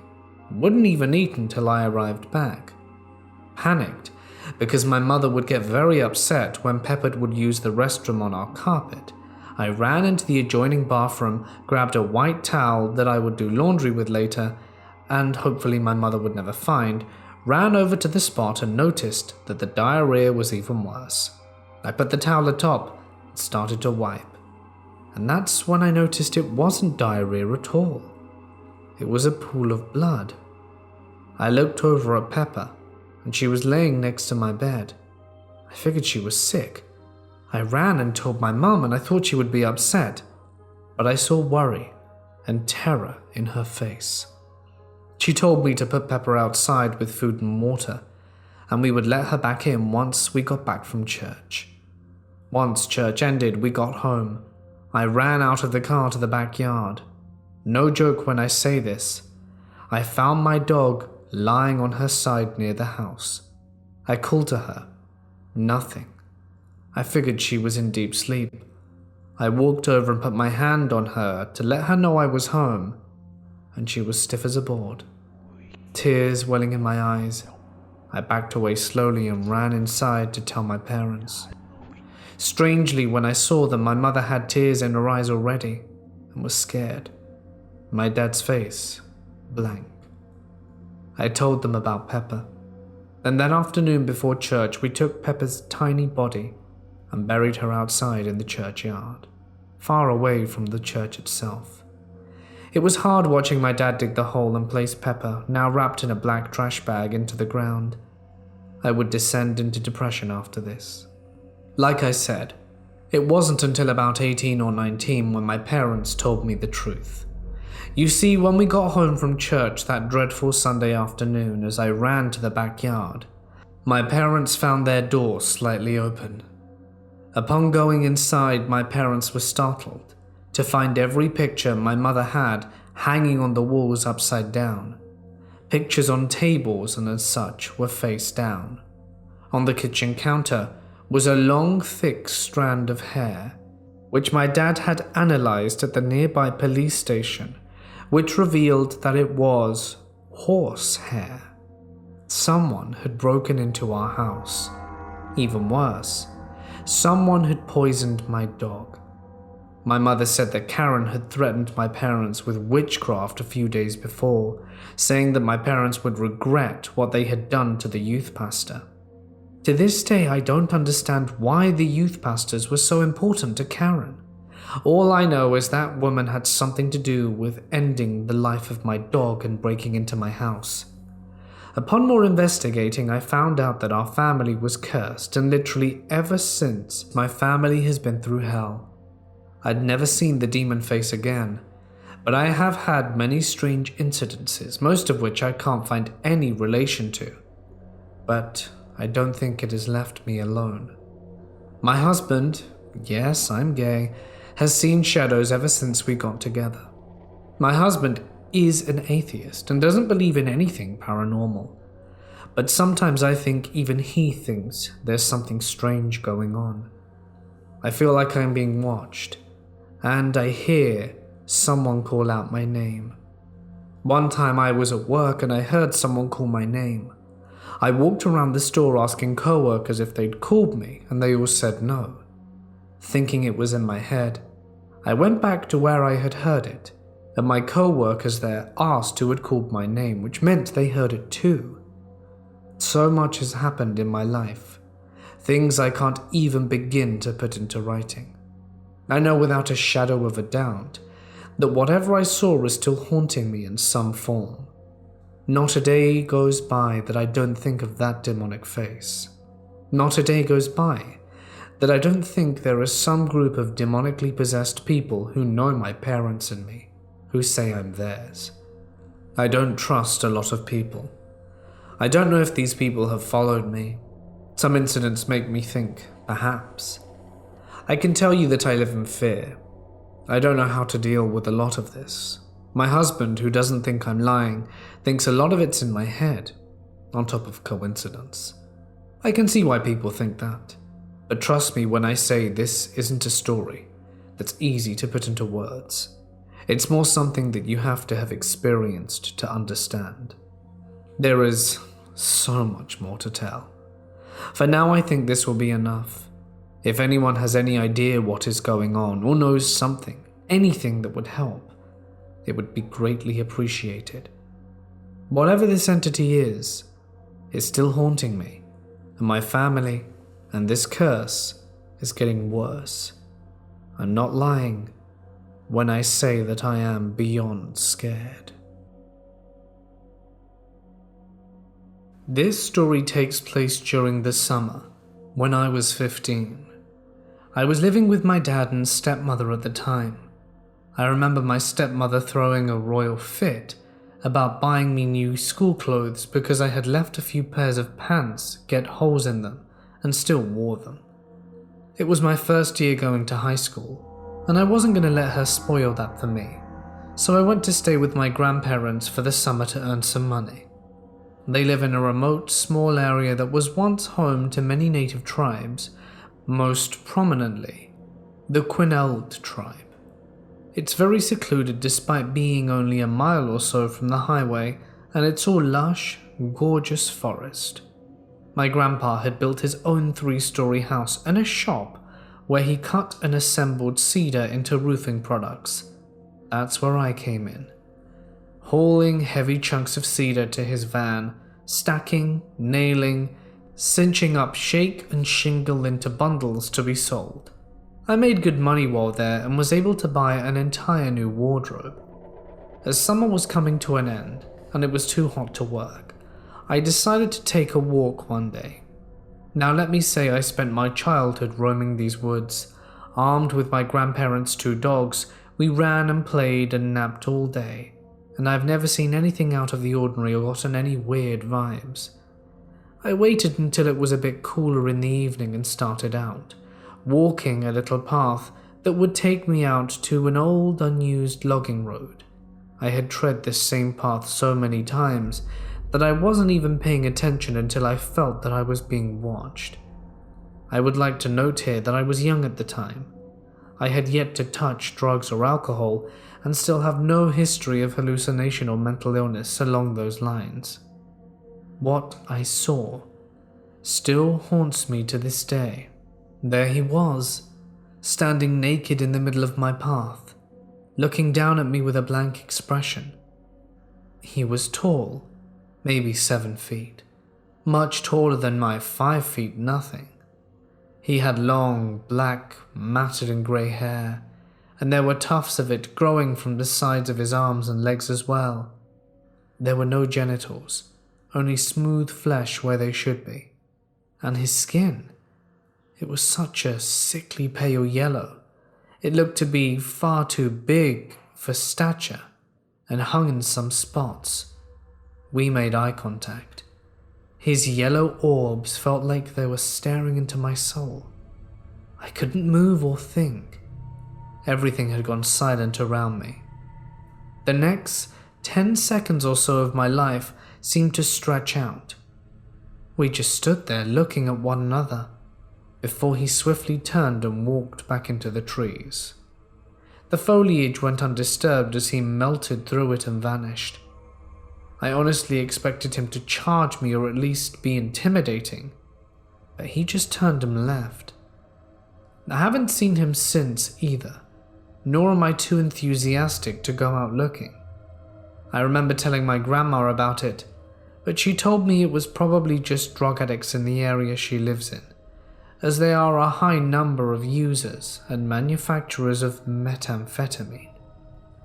I've told this story to others before, but I've never really gone out my way to share it, particularly because it sounds made up.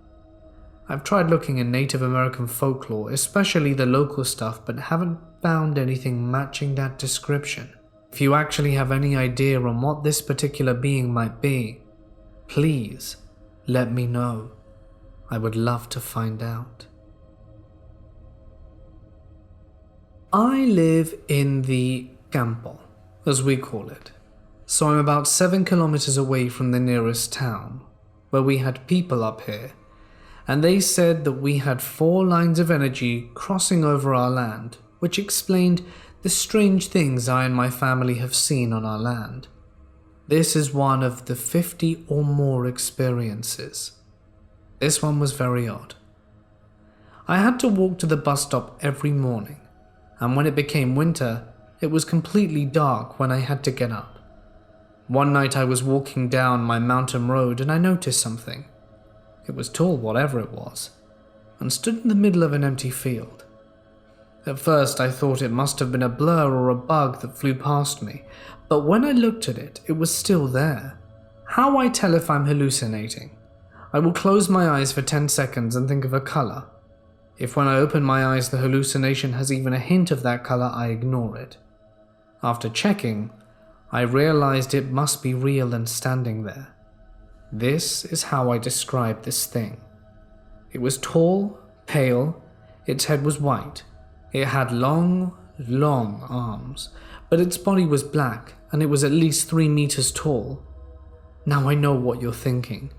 This is a troll or something, but it's similar to Slender Man. I never liked Slender Man. I was never scared of him, and at this point he'd been dead for years. So the fact that I was hallucinating about him didn't make any sense. I decided to ignore it. It can't be Slender Man, that's ridiculous. But it kept showing up day after day. Not every day, but 3 out of the 5 days for school. I told friends and family, and of course no one believed me that this creature was following me. It wasn't in the same place either. It vanished at day and would reappear at night. I thought that it could be a scarecrow, but there were no crops, a prank maybe? Until one day. I saw it behind a mass of trees, its head peeking over at this point, and I thought I'd gone insane. Or that it was a prank, but it moved. It moved, and that was my first thought. It now followed me physically. It would walk behind me almost every day. I wasn't allowed a phone at the time, and we didn't have cameras because we were quite poor, so I had no way of documenting it, so I came up with a plan. I was going to make someone else see it, but unfortunately that never happened. After one annoying morning, I decided I'd had enough of this, and turned and screamed at it. After shouting at the thing, it turned around and walked away. I thought I had told my subconscious to stop messing with me and it agreed. But later in life, I was proven wrong. My brother of 8 also saw the creature, and to be fair, I'm 99% sure he'd never even heard of Slender Man.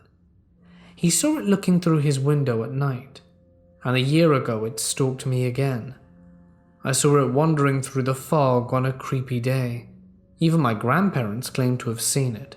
So have my friends, as one day we had a sleepover at mine and one of my friends came running back in after going for a wee and saying something about he's seeing Slender Man. We all make fun of him for it because I knew that that would be the nail in the coffin. You see, the friends that stayed over at my house that night were the only people I never told, as they didn't believe in anything remotely paranormal. One day while walking home, I heard a scream and the trees shake extremely violently in a nearby forest. At the time I thought it could have been a Bigfoot. I don't know why. We don't have mountain lions or anything like that could have roared that loudly or shaken the trees. I also heard 3 other stories in my town about 2 years back about a large slender creature eating someone's garbage and them having witnessed it. I've heard nothing as of late, and there has been a lack of paranormal events. This happened when I was in high school, roughly 2000 to 2004. I had woken up at around 4 a.m. with a knocking on my window. I could hear the low hum of a car idling, and I went to the window and peeked through the blinds. There was a girl's face. Even though my window was closed, I could hear her speak clearly. "Is Nick home?" That's my brother.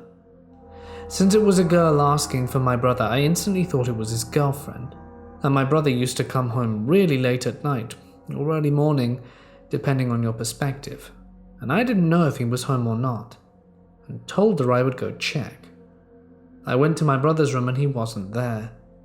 I returned to the window, and since I thought it was my brother's girlfriend, who I knew, I raised the blinds all the way up to this point. But it wasn't his girlfriend. My brother's girlfriend is tall and has blonde hair. This girl was short, had black hair and a ponytail, and I could see a car in the driveway too, which is what I was hearing. I told her he wasn't home, and she seemed nervous, and said to herself, "Nick, where are you?" I told her that he hadn't come home yet, and she walked away. I closed the blinds and went back to sleep, and laid in bed thinking about it. I didn't ever recall seeing the girl's eyes. It didn't occur to me in my half-sleepy state as I was speaking to her. but upon reflection, it seemed to me like her eyes were missing. I told my brother about her the next day, and he seemed to have no idea who it could have been. He could have been lying because my brother has been known to cheat on his girlfriend, so it could have been a cover-up. I know I wasn't dreaming because this felt so real, and I've never had a dream like this before. Could it have been a black-eyed kid? But it did seem weird that she didn't appear to have eyes. Another thought occurred to me. I can't remember the exact time, but one of my brother's past girlfriends passed away in a terrible accident when she was underneath a jacked-up mobile home cleaning underneath it, when it fell and crushed her. They were broken up at the time. Perhaps it was her phantom coming back to say goodbye one last time. Not to mention my brother's ex-girlfriend had short black hair and tended to wear ponytails.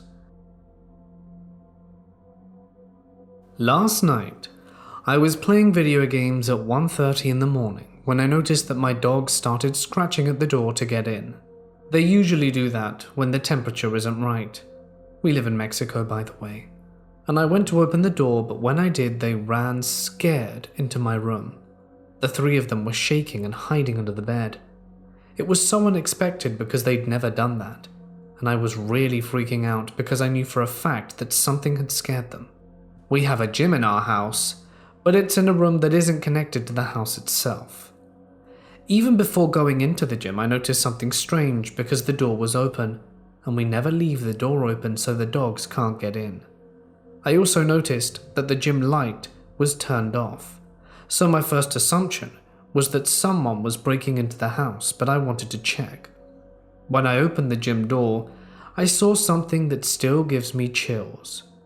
I saw red eyes in the back of the gym, and an enormous dark silhouette that was even noticeable in the absolute darkness. It was very tall, and I felt like evil incarnate was right there in front of me. I ran back to the main house, and I swear I heard something running behind me that sounded like horseshoes. I entered my room, locked the door, and heard nothing else that night. In the morning I checked, and there was nothing strange in the gym at all. I know it's not a dream, because my dogs are still unable to go anywhere near that door. I don't think I want to use that gym anymore. When I was 7, we had just moved into a house, after having lived in an apartment before that. I was beyond happy. We had a big backyard and about an acre of woods after that, perfect for a kid to run around and explore. Christmas Eve was held at our house, and we had a full house. It was incredibly cold, so all the kids were kept inside, which was fine because we had games and all of the glorious 70s TV Christmas specials. It was 11 p.m. when everyone had left, and I was in bed trying to fall asleep. But hey, good luck with that, kids. An hour later, everyone was asleep except for me, when I heard a faint crunching noise outside that I realized was getting louder. It was starting to freak me out when a shadow appeared at my window. It was a bright moon that night, and reflected off the 4 to 6 inches of snow. I looked at it against all my instincts, and I swear, I saw a giant, humanoid figure with horns, like a massive dude almost filling the window. At that point, I don't know how else to describe what I felt, except for saying it was like an acceptance of pure dread and terror. Then the shadow seemingly evaporated. That's when I jumped out my bed screaming and ran to my parents' room. They were already up, having heard my screams. My dad grabbed his hunting rifle and ran outside. My mum and I looked outside from their window and we saw my dad yelling at the woods, gun raised.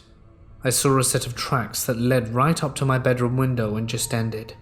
My dad, who was a seasoned hunter, later told us the tracks just ended, and whoever it was didn't backtrack. I've never seen my dad scared before, nor ever again. He was a vet, and all around a fearless kind of guy. We never figured out what happened that night. It never happened again, thankfully. That's not the creepy part though. I had dreamt of this exact encounter for the previous 2 years down to my dad outside with his rifle. In early October 2015, I saw what I speculate to be an adult black-eyed kid. I was making up some Halloween masks in order to put into an antique mall where I have a booth. I looked up from the sofa and saw through a window to my left someone staring directly at my house. They were standing on a knoll directly across the street on a neighbor's lawn. I did not recognize this person and thought it might be some drug addict or homeless person. I lived in a rural area, but houses are side by side on 1-acre lots.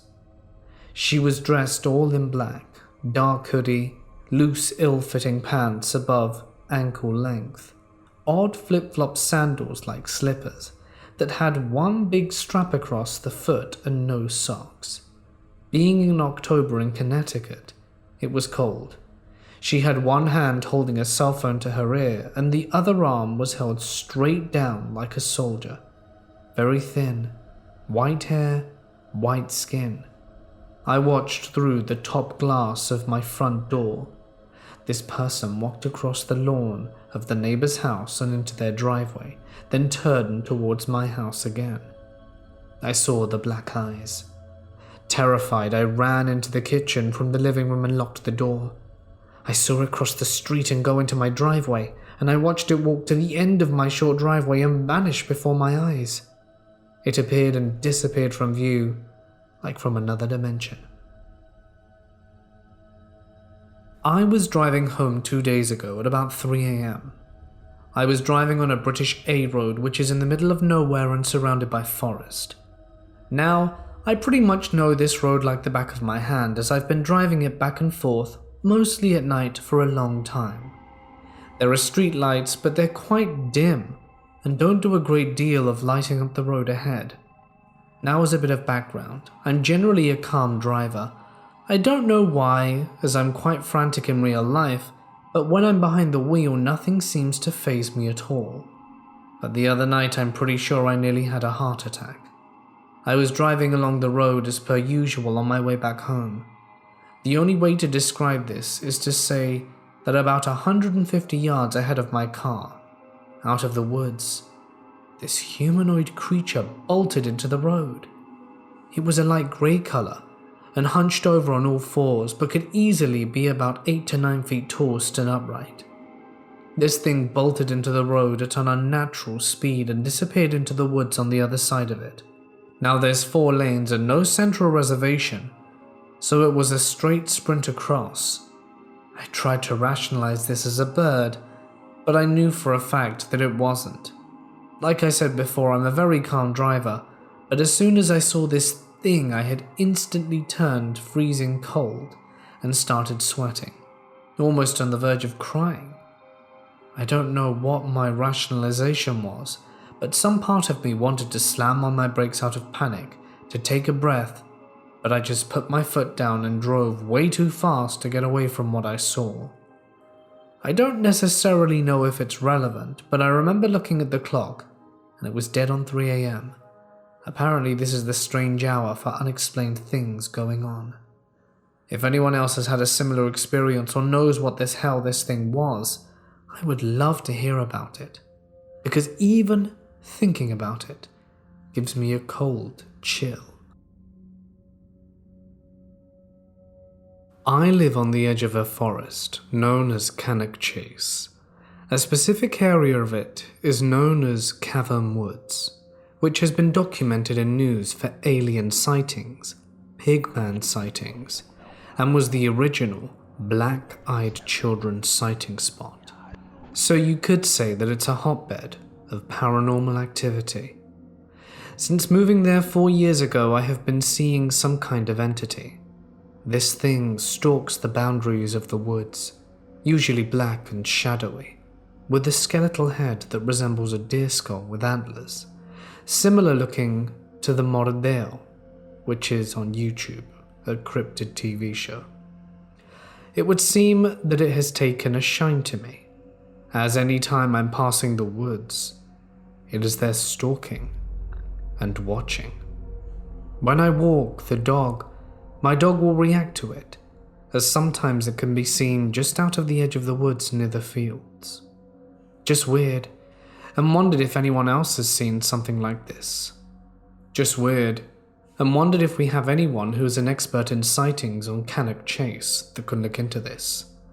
It seems strange that numerous family members have also noticed some figure stalking them and watching them in the woods, even at times in the brightly lit sections. While I was in the Navy, I messed around and ended up invoking a deal with a demon. One in particular, Mammon. I messed around with this stuff for about 6 months and nothing ever came of it. Since then, I had exceedingly good luck up until recently. Fast forward about 8 years and life kind of sucks, living paycheck to paycheck after moving and leaving the Navy. But I've recently got into a relationship about 5 months ago with a green witch and her roommate, an alleged psychic. They reaffirmed a lot of beliefs that I already had, but never told them about this demon thing, because in all honesty I had forgotten about it. But about a month into the relationship, her roommate had a demon visit them in a dream and tell them that I was his. There were 2 dark figures, one large and overbearing and a smaller one. So her and her roommate came up to me the next day and were like, "Have you ever messed around with demons?" And I was like, about 8 years ago? They did a reading on me and found out the actual name without me saying it to them. But apparently, I cannot do anything to rid myself of the demon until I complete the terms of the deal, which I cannot for the life of me figure out. I'm pretty sure the demon doesn't want me to figure it out either. It's not like I feel like he's trying to harm me in any way or anyone around me, but what I can tell you is that I've had nightmares for a solid 8 years, and my luck and success has been eerily low as of recent. I wish I could find out what he wants, but I doubt that's gonna happen. Due to the quarantine, my dad and I wanted to get out of the house and just get the bikes rolling for a few days. Last Thursday, we locked up the house, packed the saddlebags, fired up the bikes, him on a 58 Panhead and me on a Triumph Bonneville, and rode up the Blue Ridge Parkway to the Nocturnal National Forest. Since all the state park campgrounds are closed, we set up the tents in a little private campground by the river in a fairly remote place. Railroad tracks cut a path through the woods and stretched into the distance. We passed the nearest town hours ago. That night after the fire was embers and my dad had retired, I was sitting by myself texting some friends. My phone was running out of juice and I wanted to give my boyfriend a call before it died, so I walked to the other side of the clearing, staring into the darkness of the tree line. It was then that I began to feel a sense of unease, like I was being watched through the trees. I sat on a stump by the tracks and glanced down the rails, catching a dark silhouette against the starry night sky and the moon reflecting off the slick tracks. I squinted, thinking it was just the trees playing tricks on me. Then it moved. That's when the dread hit me, like when you're hiking through the woods and spot a grizzly bear ambling across the trail. It was a distinctly humanoid figure, with a thin torso and spindly limbs. No discernible facial features. It was about 30 yards away, crossing the tracks away from me. I stumbled back and fell on my ass. When I got back up, it was gone. I went back to the tents shortly after that, and didn't sleep at all. It may have been some sort of dream or hallucination or mirage, but I saw something. Me and my sister went on a road trip a few months ago, and we had recently heard about black-eyed children, and we read stories about them for hours. The next day, I was with a few of my friends. We drove down an alley to get to a parking garage. Standing in the center of the alley was an old lady with white hair, wearing an old-fashioned white dress. Even from a distance, I could see she was staring at me. As we got closer, I noticed her eyes were completely black. I started shaking and didn't really believe what I was seeing. I really thought that I was fabricating it in my mind because of having read about it just the night before. So I asked my friend in a shaky voice, "Does that lady have black eyes?" Holy crap, dude. His voice instantly became shaky, and we turned around and went in another entrance to the parking garage. When we walked by the alley again a minute later, she was standing in the same spot. Every moment she was in sight, she was staring into my eyes. It was incredibly upsetting. I'm glad I didn't have to talk to her. She appeared to be 70 years or older. Could it have been a black-eyed senior citizen? Really chilling experience. I used to live in really rural Texas and was driving down a farmer's market road during some very thick fog. I was in an old pickup truck and was going maybe 20 to 30 miles an hour because I couldn't see very far ahead. As I came around a bend, I saw through the fog this big hulking figure lurching across the road. I slowed down, pulled up to pass it, when I saw it was the biggest hog I'd ever seen in my life. A 400-pound one, certainly. It was dead, presumably destroyed whichever car hit it, and dragging it to the side of the road was an absolutely massive white shaggy dog. This dog, I was in a pickup truck and it made eye contact with me. It lifted its head and stared at me, eye level, for what felt like an eternity. I stopped my truck and stared. I was so caught off guard. After a few seconds, it put its head back down, grabbed a chunk of hog and continued to make its way off the road. To break it down, the dog was smart enough to move that animal it wanted to eat, large and strong enough to drag a 400-ish pound hog across pavement, and tall enough to look at me in the eye in a pickup. I'll never forget those eyes. It had a mud-stained white fur coat, a big block head and a long wolfy tail. It almost looked like a Pyrenees, but with a big St. Bernard-shaped head and double the normal size with glowing yellow eyes.